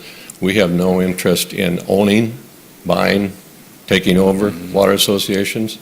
The least that we can do without interfering with local control of those water associations, that's the approach that we want to take. So. Thank you. Steve also was a member of our first panel back in May and did it. Thank you, Steve. So just for clarity too, I did check the council agenda on the website, and it doesn't appear, unless I'm missing something, it doesn't appear to be on the current meeting for next week. I would like to ask a question. John Kirk, we live out in Sumas. Sumas Rural Water Association serves us. And it has more to do with the philosophical, like understanding the dynamic of communication between different groups. Someone wrote a book, Uncle Tom's Cabin. It dealt with a very significant social issue. Rachel Carson wrote her book, Silent Spring. The sense I have is that you have the people that make the decisions and manage the systems. And then you have around that a larger group of the public who come from different angles. So the question is there a person or a book that is driving water use, environmental approach? From your education, from your background, what's being taught at the university level or at the high school level today. Is there a person, an iconic book or an iconic person that would be you say, well, this person explains why so many people feel so strongly about an environmental stance, or why so many people feel so strongly about a business stance toward a model towards handling water. From your background in working with these things, the people and the books that have influenced you.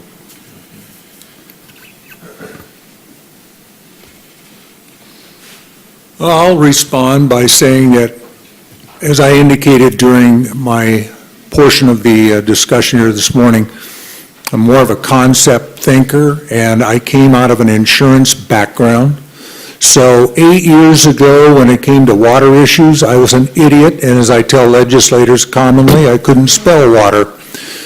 But what I have really learned along the way is that when it comes to water, it is a very hot issue, it is a contentious issue, and I have watched, I observe, it's a situation where unless we have a lot of collaborative approach and agreement and bringing in, as we've talked about earlier and I've commented on as well, you've got to bring the tribes into this equation.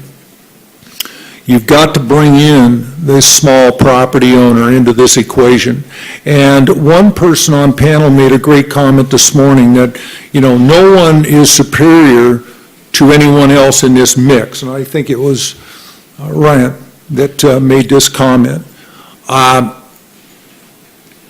When we talk about Apple and everybody getting together in a room and sticky notes and the whole business of that playing out, I think what's very important is that everybody has a say in the process. And, you know, you people here this morning are vital to this whole process. This room technically should be overflowing, but it's not. And it's a case of where, you know, to people on the outside looking in, and I can go back to prior to 8 years ago, prior to my being involved with water issues, it probably would have been pretty boring to me too. But you people are very key to this process, and we've got to fill the rooms, we've got to get people involved in this process as we move forward. And there's no big wheels in this. It's going to be a case of where everybody has to comment, everybody has a stake, and that creates the future and proper management of waters. So Ryan, have you got a book that's influenced you in your thinking? I guess the classic one for water is the Cadillac Desert. It talks about the water wars in Southern California. Cadillac Desert. Another good one I like for general open space is Wilderness and the American Mind. It talks about how we changed from sort of defending ourselves from the wilderness to going into more of a urban setting in a city, and then craving wilderness, and so that's where the Central Park came from. And then the large, Teddy Roosevelt got the large land tracts for our national forest, and it kind of goes through that whole American psyche. That's a good one. And then for natural resource planning, I like The Last Stand, which is a book about the California redwood old growth forest and a family who sustainably logged that old growth forest for 100 years or so, and got hostily taken over by a large corporation because they were trying to get some money to improve their efficiencies at their mill, so they went public and got a hostile takeover, and how that industry then proceeded to go from sustainable logging into clear cutting. So that's a pretty good book. Gary. Well, nothing's really jumping in my mind. Those all sound like really good ones.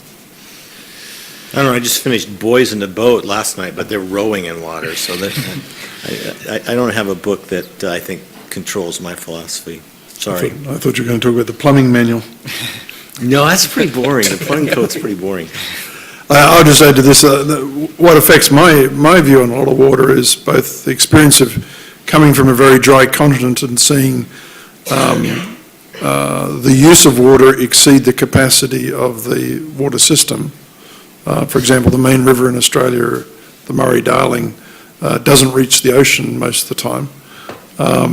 And frankly, reading the news globally, and hearing the different impacts on what's happening with water around the world. I will, on one particular publication, I think the one that affected me most recently was the National Intelligence Council assessment of potential conflicts or crisis points around the world for the next 20 years. And that's the body that advises the Department of Defense, the CIA, the White House on potential future crises. Their conclusion was the number one likely cause of future conflict is resource conflicts, as population exceeds the capacity to provide the goods and services or the raw materials. And of that, their number one concern for resources was conflicts over water. So, Larry. Yeah, I'm Larry Helm. I'd just like to say the Cadillac Desert is probably one of the classic books for resource management in California. And being a farmer, I don't want that to ever happen again, because those poor farmers in Owens Valley ended up with a desert instead of a valley that provided a lot of crops. So, Ryan, I agree with you, that's good reading, but that's not one we want to follow, I hope. I have a question for Glen, or a couple questions. You know, I kind of follow that Kittitas plan, because I think it has some real advantages, but I'm curious as to where, if it's funded where the money's coming from, and what's your opinion about whether that's a good deal for the taxpayers over there? Very good question, and I think the jury is still out as far as trying to provide a quick answer as far as hooray or nay. It's certainly better than how the county has been impacted during the past few years with the moratorium. It's not perfect, but it's a huge step in the right direction. And I think also, when we get down to it, it's not all going to be taxpayer, as far as the taxpayer being left holding the bag and having to pay forward so much. It's going to be the actual user. The actual user, to give you an idea on that plan that the Kittitas County is implementing, they're talking $2,500 for a time memorial trust water right to their property with an exempt well. And it's a situation where to stop the chatter, stop the legal, stop the craziness, it's like I have said to various people, it's like you having a super fancy kitchen or just a nice kitchen in a home. It's a cost of building your home. And it's a case of where if I can clarify and have my water right and not be, up against a worry situation down the road of being without water, it's a huge plus. So it's going to be the user side that's going to pay for this going forward. Okay, does that answer your question? Is it fully funded at this point? My short answer is no. The question as far as the county and the funding and on the backs of taxpayers, as far as this water program, the water banking system that the county is implementing. And I'm saying that the users of that program are going to be the ones that end up paying the county to have that water. Any other? It's paid through the mitigation. Yep. So when you put in a new subdivision, you have to mitigate for your use of water through this settlement. And so they would be purchasing mitigation either in the open market or through the county. Any other response on that question, or roll? Brooke, go ahead. Hi, my name is Brooks Anderson, and I live in Whatcom County. Thank you for this continuing education. I do know how to spell water, but that's just about the depth of my education about this, and I agree that we need to be filling this room. One of the reasons, excuse me, that we don't is because it's so complex. It seems to be so difficult because of all of the different parts that people are like, I can't do this. I mean, I came this morning because I think it's terribly, terribly important to our future, all of our futures. So my question, given that I know how to spell water but not much more, is that there's a paucity of representation or discussion about our industrial needs for water. Currently, at least in what I hear and read, currently and in the future, one of the things that really concerns me is that I understand, and I think the man from the PUD is still here, that I understand that there is a contract, a 30-year contract with PUD and SSA for an enormous amount, annual amount of water, that they have this contract in place and have had it for several years in the hope that they'll be able to use it. My hope is they won't, but nonetheless, they do have the contract. I think it's a 1.8 million gallons of water a year. So question is, why aren't we, with all the players in this, addressing more explicitly industrial needs for water currently and future needs? SSA is a very good example, I think.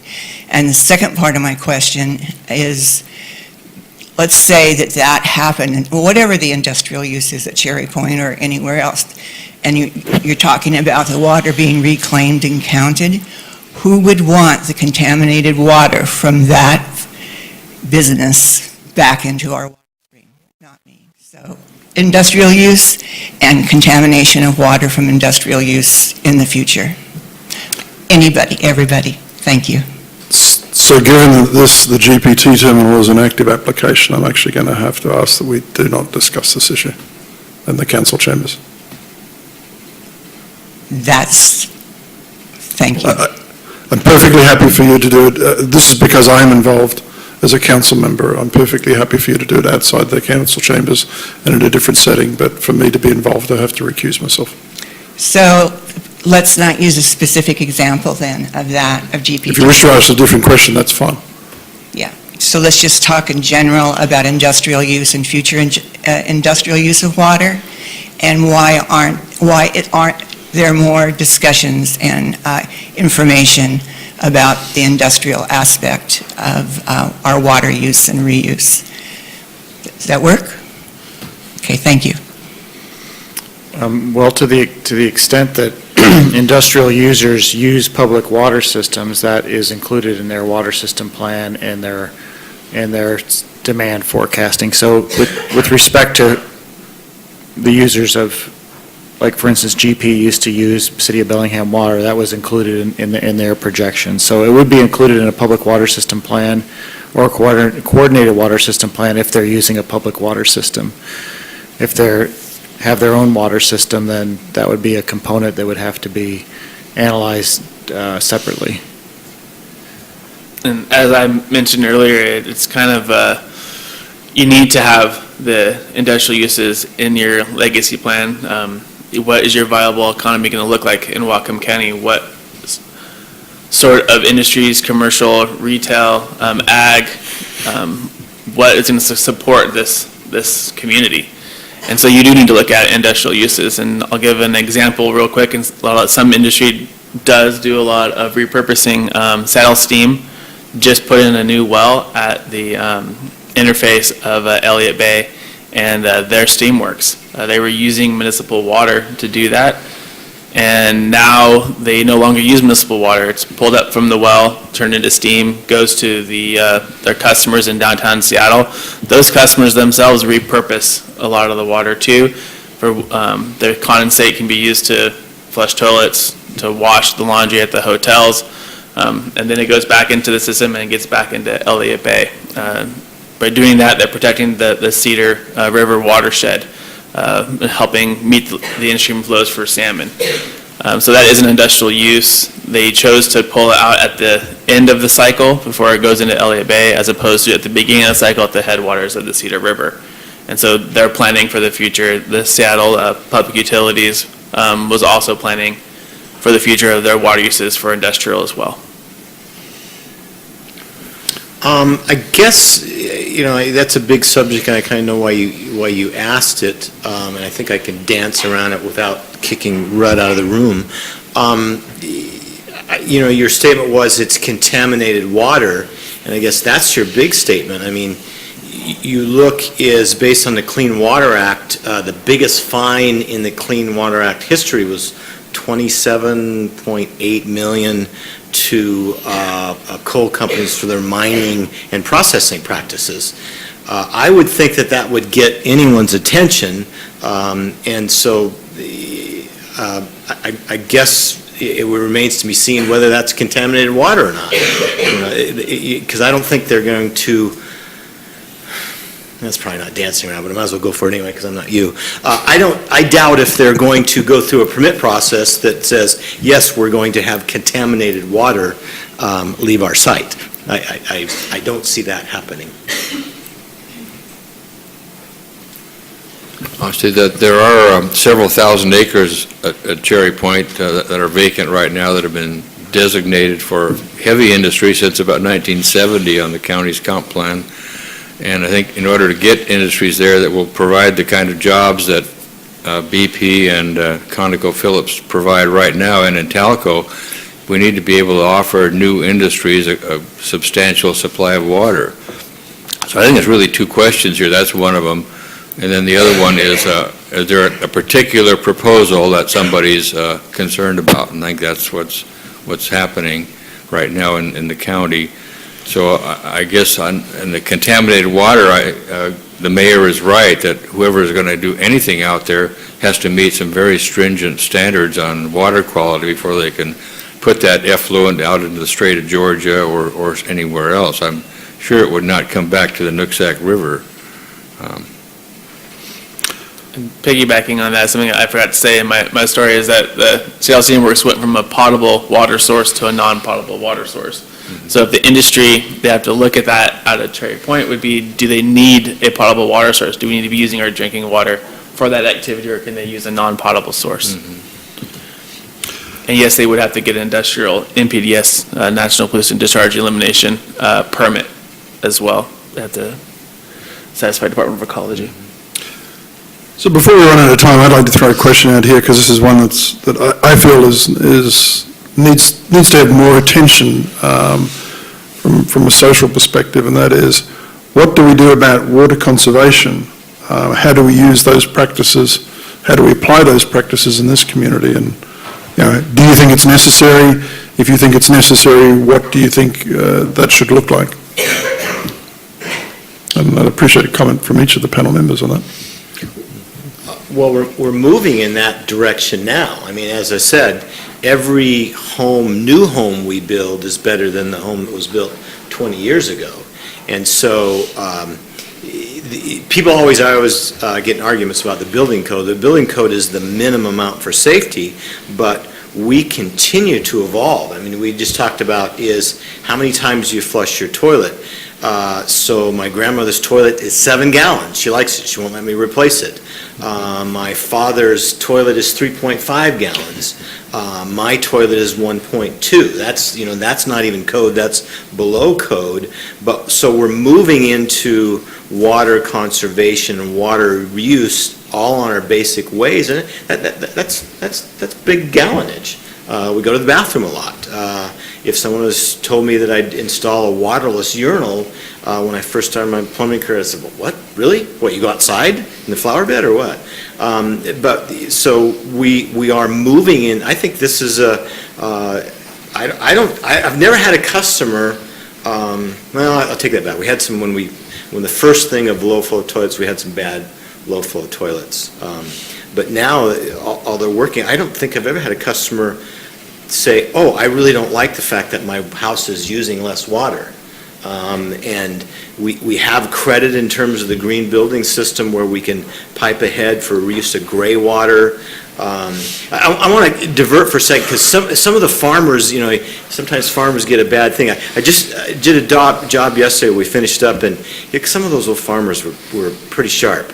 And you probably don't realize how many of them in the old days where they had gray water systems that didn't go to the septic back in the old days. And the only reason he wanted to move it was in a place of a driveway. But it was from his laundry, and then he went out to a gray water system. Didn't want to go to the septic, and then he reused the gray water. It had soap in it and everything.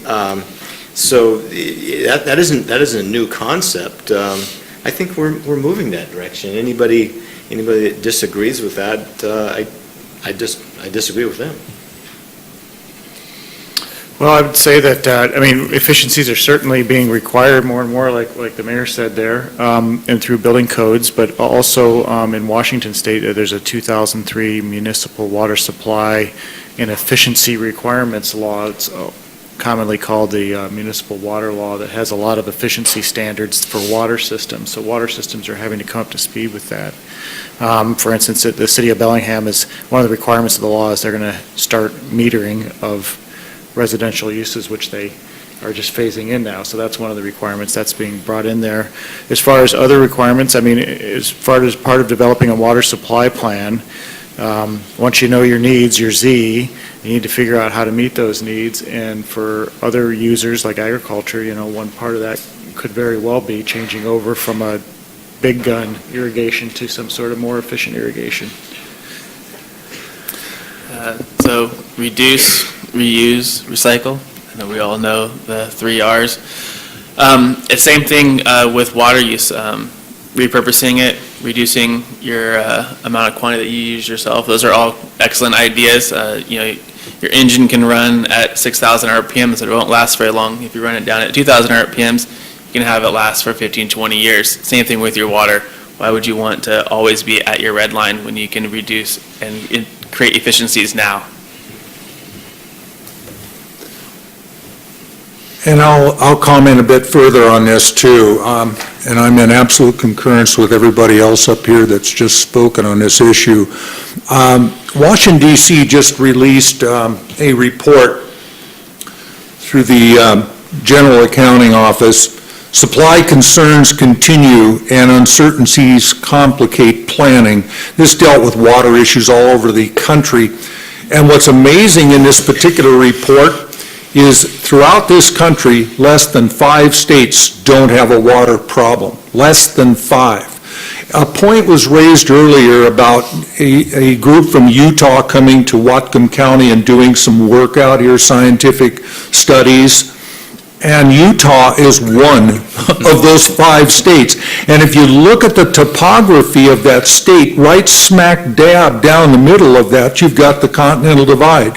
Whether it's the Continental Divide or whether it's the Wasatch Mountain Range, you've got 10, 12,000 foot peaks that are draining water to both sides of that state. It is the perfect state as far as having, water that is not a problem to them, because you couple that with the fact that it's not a heavily populated state, so they don't have a water problem. So probably picking on someone to come in and do a study here in Whatcom, we probably should have gone to California or something of that nature. But the report is amazing. It's 111 pages long, but Washington is cited in there. And believe it or not, Washington is pretty much out in front on a number of these, concerns as far as water conservation and paying attention to water issues. So, that's just a little feedback as far as what's going on nationally. I think it's been covered. Yep, we still have a little bit more time. Andy Ross, Whatcom County. I think this will primarily go to Glen and Ryan, but anyone else, please feel free to speak up. I know very little, next to nothing, about what happened in Kittitas County. You talked about that being cloned. How do you see that playing out here? What were the fundamental structural steps, and was there tribal involvement? Thank you. Good. As far as Kittitas County, tribes were not directly involved in that decision in Kittitas County. Tribes weren't directly involved in that particular decision. Yakima, just down the road, absolutely. The Yakima Nation was a huge part of the Aquavella decision in Yakima County and throughout that entire basin.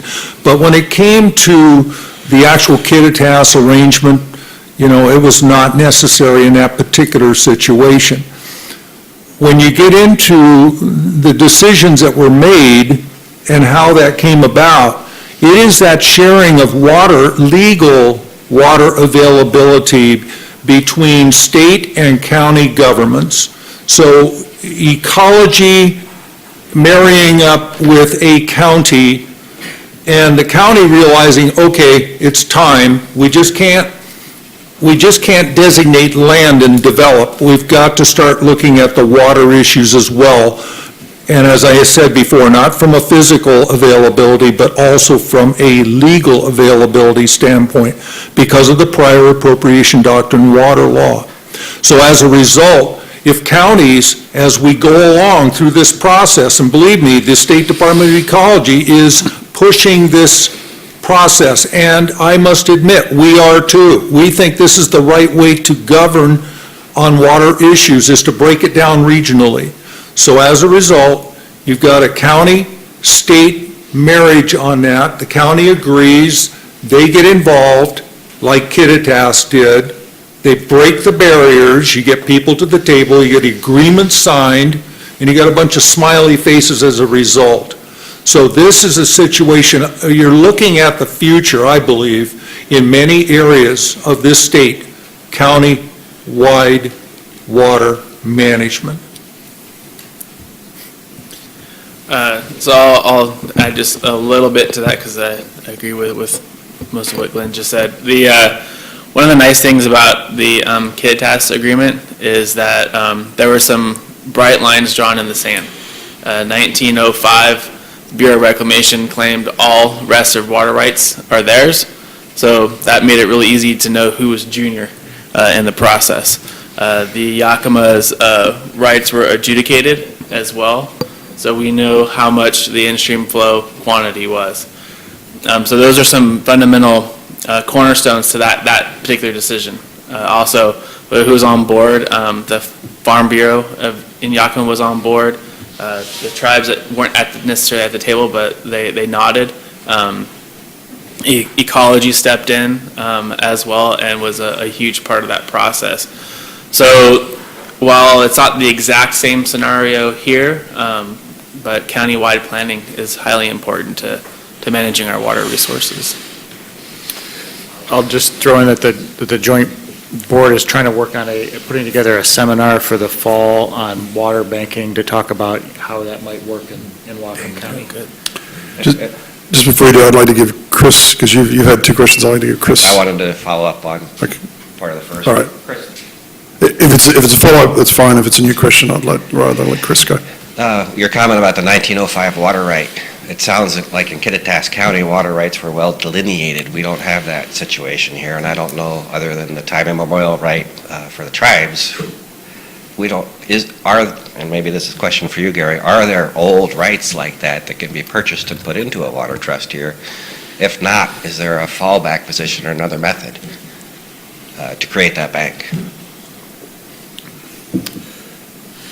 Well, to create a bank, that certainly would be the main thing you need to look at. I know from my involvement in Skagit County, it was hard to find a lot of old water rights, like there are in eastern Washington. So that is a major problem with it. Yep. Chris Alterman, Whatcom County. You're talking here a lot about water banking.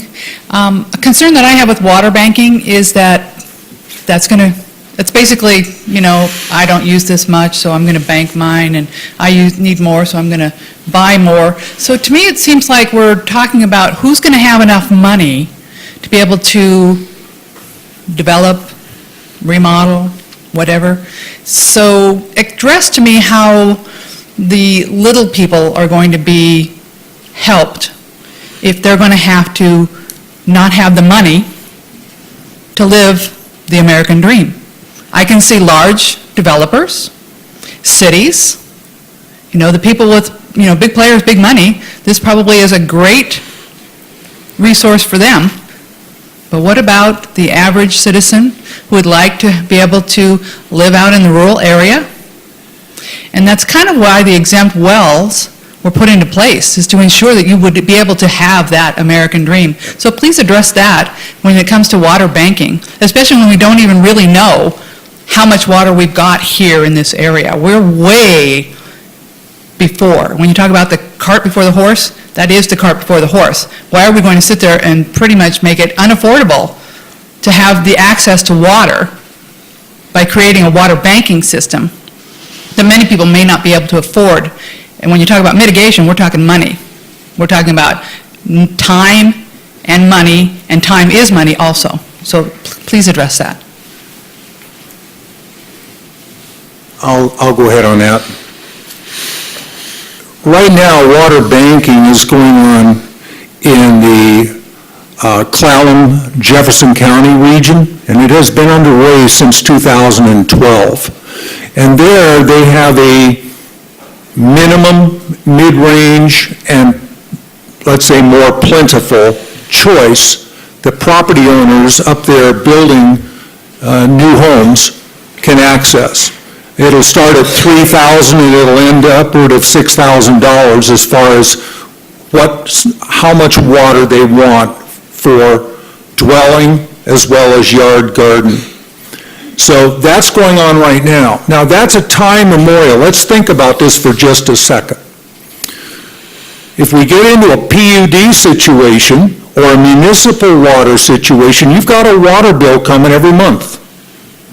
So you're going to be paying droplets at a time over many years. When you get into an exempt well situation, if we're getting into mitigation and we're spending $2,500, $3,000 up to, let's say, $6,000, time immemorial, one time. How long does it take to eclipse $3,000 to $6,000 of outlay dollar-wise? Doesn't take that long. 10 years? So the end result is that water cost situation, to have that mitigated and have the promise of water long-term at your rural dwelling is a heck of a deal. And that's what we really want to think about. So that's, economics at work right here. Exempt wells are the most efficient means of drawing and restoring water ever known to man. You're looking at 90%, upward of 90% recharge from the exempt well through the septic system to a nearby aquifer. You're looking at a method of drawing and restoring water that is highly, highly efficient. So the cost, the restoration of water, all of it, it's very efficient. And I want to add to the question too is that you mentioned was we don't know how much we have or where it's located. The Dungeness, as Glen just mentioned, has a very detailed surface to groundwater model. They can pretty much tell when an exempt well goes in, how much you're going to draw, and the exact amount of impact to the Dungeness. And so they can tailor the mitigation very narrowly to just what your impact is. I didn't know the actual number, so that's nice that he could add that information. Same thing with the Yakima River system in Kittitas. There's Ecology developed a very detailed model, so we knew where the surface and groundwater connections were and how that related to the river system. That's something that Whatcom County could strive towards. I know there's been a lot of individual assessments done, site-specific assessments, some assessments done up in Blaine. Getting a model together with using the same methodologies, you don't necessarily need to do it all at once, but if you're utilizing the same methodologies, those models can talk to each other into one comprehensive model. Ryan, earlier you mentioned mitigation in these situations. Can you give us a few just real-world examples? What do you mean by mitigation in that highly tight situation? So one of them is the mitigation option is the water bank where you purchase. Okay. Let's say that you take out X amount, you put in X amount, and so there's a quarter of your right you need to purchase. You mitigate that impact from the withdrawal of the groundwater by purchasing a water right. I thought you perhaps were talking about low-flow toilets and things like that. Well, that in the context of these two decisions, that's what they mean by mitigation. But there are potential avenues of that would be an out-of-kind mitigation. But yeah. I have a comment I'd like to make. Keep in mind why we're here today. The game has changed. When groundwater law was established in this state in 1945, we had a population statewide of 1.9 million people. When legislators said, gee, we'll set up exempt wells with 5,000 gallons of indoor water use per day. Who in the world in an indoor water use situation is using 5,000 gallons? Come on, it's laughable. The average American family is using less than 300 gallons a day, okay? So we need to get really serious about this. And as a result, the state hasn't stagnated in growth. It is now 7 million. The game is different. So all of a sudden, we're looking at water, prior appropriation water law, and we're looking at a situation here where that water is pretty much whited out. How do we get the water? Legally. There you open the door to mitigation. It's a new chapter. It's a new time. And that's what we need to, that's why we're here today. Thank you. I'll just throw in there that as a piggyback to that, the thing to keep in mind is that we use the term exempt wells, and the courts have determined, and everybody else, the agencies have accepted that it doesn't mean that you're exempt from water rights. It means that you're just exempt from the permitting process. And so under prior appropriation doctrine, first in time, first in right, so an exempt use has a priority date just like everybody else, and latecomers have to make accommodation for all the people that came before them. So that's good to keep in mind. It's very important to know that your exempt well is a right. It's a water right. It's a water right. It just doesn't have a water right permit associated with it. Right, and you're still have to adhere to the same regulations, like the same in-stream flow regulations as somebody who is actually getting a permitted right. Correct. We're dancing around the subject of hydraulic continuity here, and I'd like to just share an example of what I saw firsthand on that a few months ago. There were two wells in Whatcom County about 300 feet apart. The landscape looked exactly the same, the elevation the same, it was just cleared pasture land. So one well was about 20 years old. We had to have it retested to use it for a Group B system, so the yield was 14 gallons a minute, which is really good for a 6-inch well in that situation. And unfortunately, that water had a lot of arsenic in it. It's treatable, but it's still a big problem. The other well had a yield of less than 1 gallon a minute, and it was clean water. And those wells were about 300 feet apart. Now, does that say hydraulic continuity? Okay, it just shows how difficult that concept is. It's not a simple matter, as some of our, pollution control hearing board person said, well, one molecule is it. Well, this is utterly ridiculous. We don't need that kind of stupidity in these subjects. So one of the questions that has come up, or one of the principles of the current state water law, is that you've given a water right, whether it be an exempt well or whether it be a permitted or a certificated use, but most of it is not measured. It's based on the honor system. It's based on the assumption that we can give you this water right. We're giving you a right to use this water in a certain volume. But the system is, those systems are not metered. The exempt wells are not metered for the most part. The agricultural users are not metered. And that water is provided to those people for free once they're put in the infrastructure. So my question to the panel is, should we be metering the water that is currently being supplied through the exempt well process or through the agricultural process? So I guess I'm it. Metering to most is a swear word. Our association, of course, we're involved in the drilling of exempt wells as far as, small wells up to big commercial, PUD wells, muni wells, and so on. So we're well drilling. We're also technical advisory, so think of hydrology, hydrogeology, and all of that too. But when it comes to metering, what we find is that the environmental side, so I'll pick on Ryan here for a second, would say, oh, we want that meter. We want to check up on you. We want to make sure you're not overusing. Okay. When it gets into a typical domestic well situation with the recharge and everything else, we kind of stress over, is it really necessary? And secondly, it's not cheap from a standpoint of installation to the standpoint ultimately of going around and getting a reading. So whether it's GPS or whatever, it's still a process going to require hiring more people to go out and do that as far as carrying out that metering process. So those are the two costs, those are the considerations involved. In an exempt situation, personally, I don't see a big value there on that de minimis use of water. Commercial, yeah, absolutely.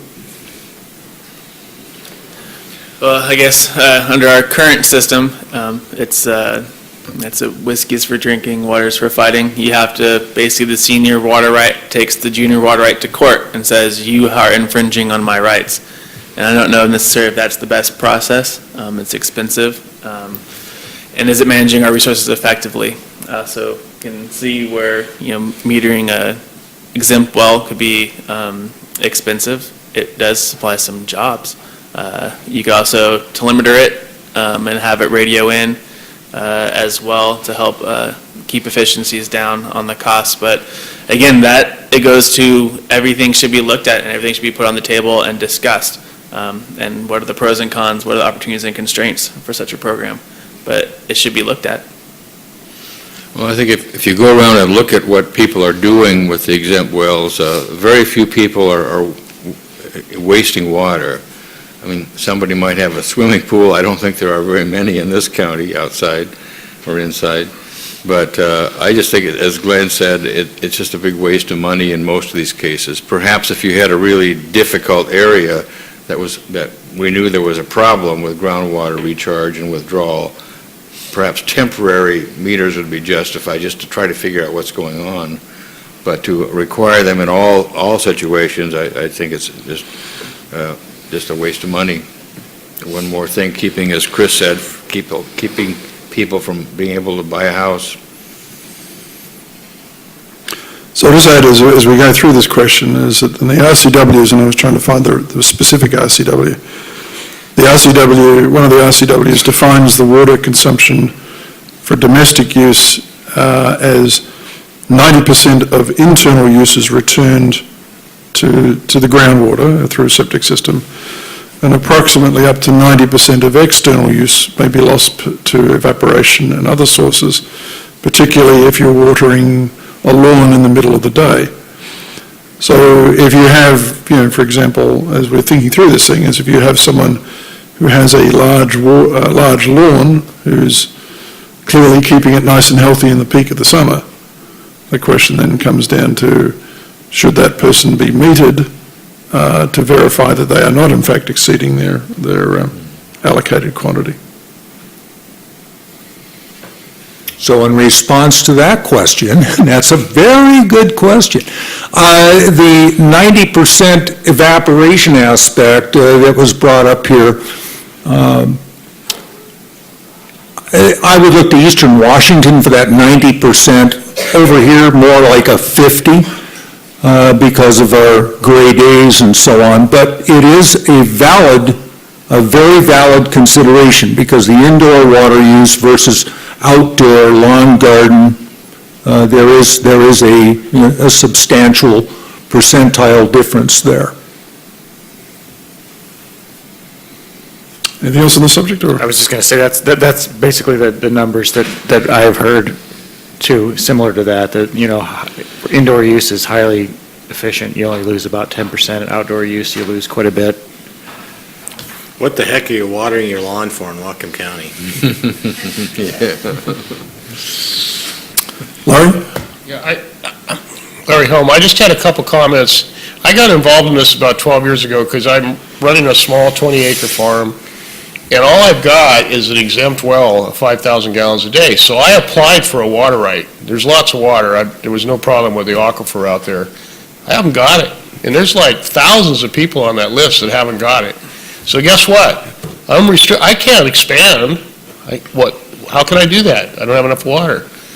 And my other comment is, when I irrigate my hayfield, I'm not consuming much water. I use a lot. It goes up in the air, and all that's gone is the evaporation, and I don't think it's anywhere near 50%. It's probably around 18 to 25, somewhere in there, even on a hot day. And the rest goes right back in the ground, and it's totally reusable. And I don't think the farmers are getting credit for that consumption difference, because when a person in the city uses the water, it's going into a hard pipe, into the sewage system, and right into the bay. That's let's say, 90% consumption. So there's these disparities that are not being brought up. That if you want to be fair to everybody, you got to start looking at what the actual consumption rates are that everybody has. And I would somehow like to see, out of all these county discussions, some way of getting that water right list solved so that people who are restricted in their businesses because they don't have a water right, who have applied for a water right can get that water right. Just some comments, thanks. I'll go ahead and respond to some of that. As far as water use, there's a manual called the Washington Irrigation Guide that shows you how much water use you need for various crops in various parts of the state, and it tells you how much you lose to evaporation, how much you lose to the actual crop uptake, and how much that goes through there. So that's a pretty useful one for how much water is being used. As far as the water rights backlog, there is statewide a huge water right backlog, and that's for several reasons. One reason is that the ecology's water right, people that process water right, that gets cut every year, and there's just not enough people. The other part of it is whenever there's litigation, like there was in Skagit, they just put everything on hold that could be involved in the litigation until the litigation resolved. I don't know if that's happening in Whatcom County or not, but they do have a program called, I can't remember the name of it right now, but there is a way that if because of lack of staff, that's why ecology is not processing your water right. It's basically a pay to process. You can go in there and say, I will pay for the permit, for my processing of my permit, and they will hire a consultant to evaluate your permit, process it, and send you a bill at the end, and then you get your water right. So there is a way to do that, which is an improvement over the way it used to be. It used to be that you could pay, but because it was prior appropriation, you had to pay for everybody ahead of you in line as well, and that could have been hundreds of people. So there is a way to do that. Of course, it's not cheap. It would be certainly in the thousands of dollars at a minimum, so.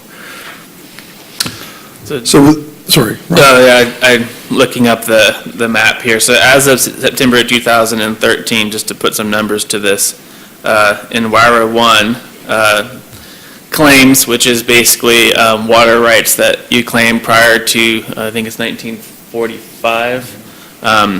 In the WIRA 1, there's 4,765 claims. There's 1,781 certificates. There's 71 permits, and there's 624 applications still pending as of September 2013.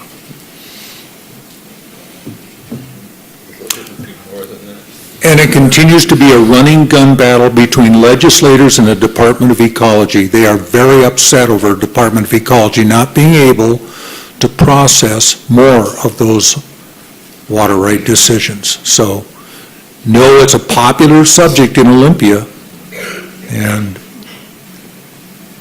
So with that, we have a couple of minutes left, and I just wanted to give each of you 30 seconds for any closing comments. I would just like to point out that if you pick up the agenda near the bottom, there's a link to where you can view the live video of this later on. It's being live streamed right now. So for the folks who weren't here today, who missed a great program, you can point that out to them. Thank you. And I want to thank everybody for allowing me to come in today and sit before you, and hopefully I've been able to cover just a couple of points that are salient with each of you. Keep in mind there are lots of handout materials in the back of the room. I would strongly, strongly, strongly urge that you just become readers, that you just absorb this information. A lot of good stuff there for you to assess, and it will give you parameters of thought as to, the dilemma that we're all in, okay? Thank you. I just want to plug that right now is actually a really good time to be having these conversations. The county is required to update their comprehensive plan, by 2016, I think, thank you. And there's currently a Citizens Advisory Committee that's been formed. There's also a Technical Advisory Committee that's been formed as well. Hopefully you could reach out to those folks on those committees and address your concerns.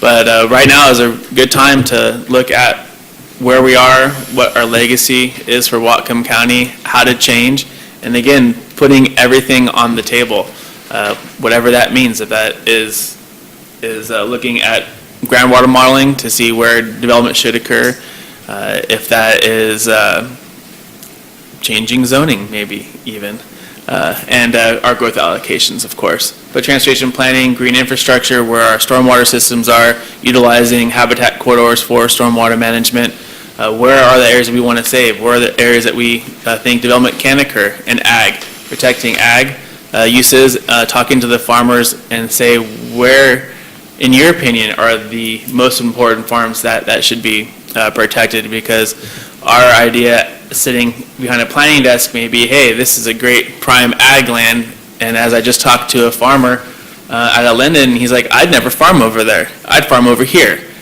That wasn't prime ag land, according to the USDA map. Without knowing those types of things from the folks who are actually doing the work, we may have made a gigantic mistake. I'd just like to thank everybody for coming out, and thanks to Rome Grange for hosting this. There's a lot going on. Most of it, we try to keep up the WIRA 1 Watershed Management webpage with planning unit meetings and joint board meetings, so we try to put all the information and studies on there, so follow that. If you have any questions about any of these things, feel free to contact me. Thanks.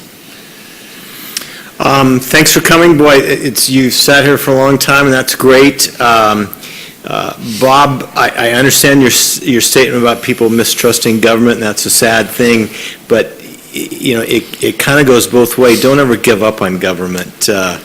Don't ever think that it's a problem we can't solve. I still have faith that we can solve this problem, and don't ever think you can't talk to politicians. Usually the people that call and yell, it's like, well, would you like to come and talk about it? No, I just want to yell at you. It's like, okay, well, that was a fruitful conversation. You yell and I get to listen to you, and then I hang up the phone. So have faith. I think we can solve it. So I'd also like to thank everybody else, thank everybody for coming out, thank the Grange for putting this on. The water issue is immensely important, and as a council member, I've determined that this is the number one. This is one of the two number one things I need to focus on as a county council member, and the other one, of course, is economic prosperity. So, with that, I want to thank the panel for coming out. I want to thank the Grange for putting this on, and thank you for attending.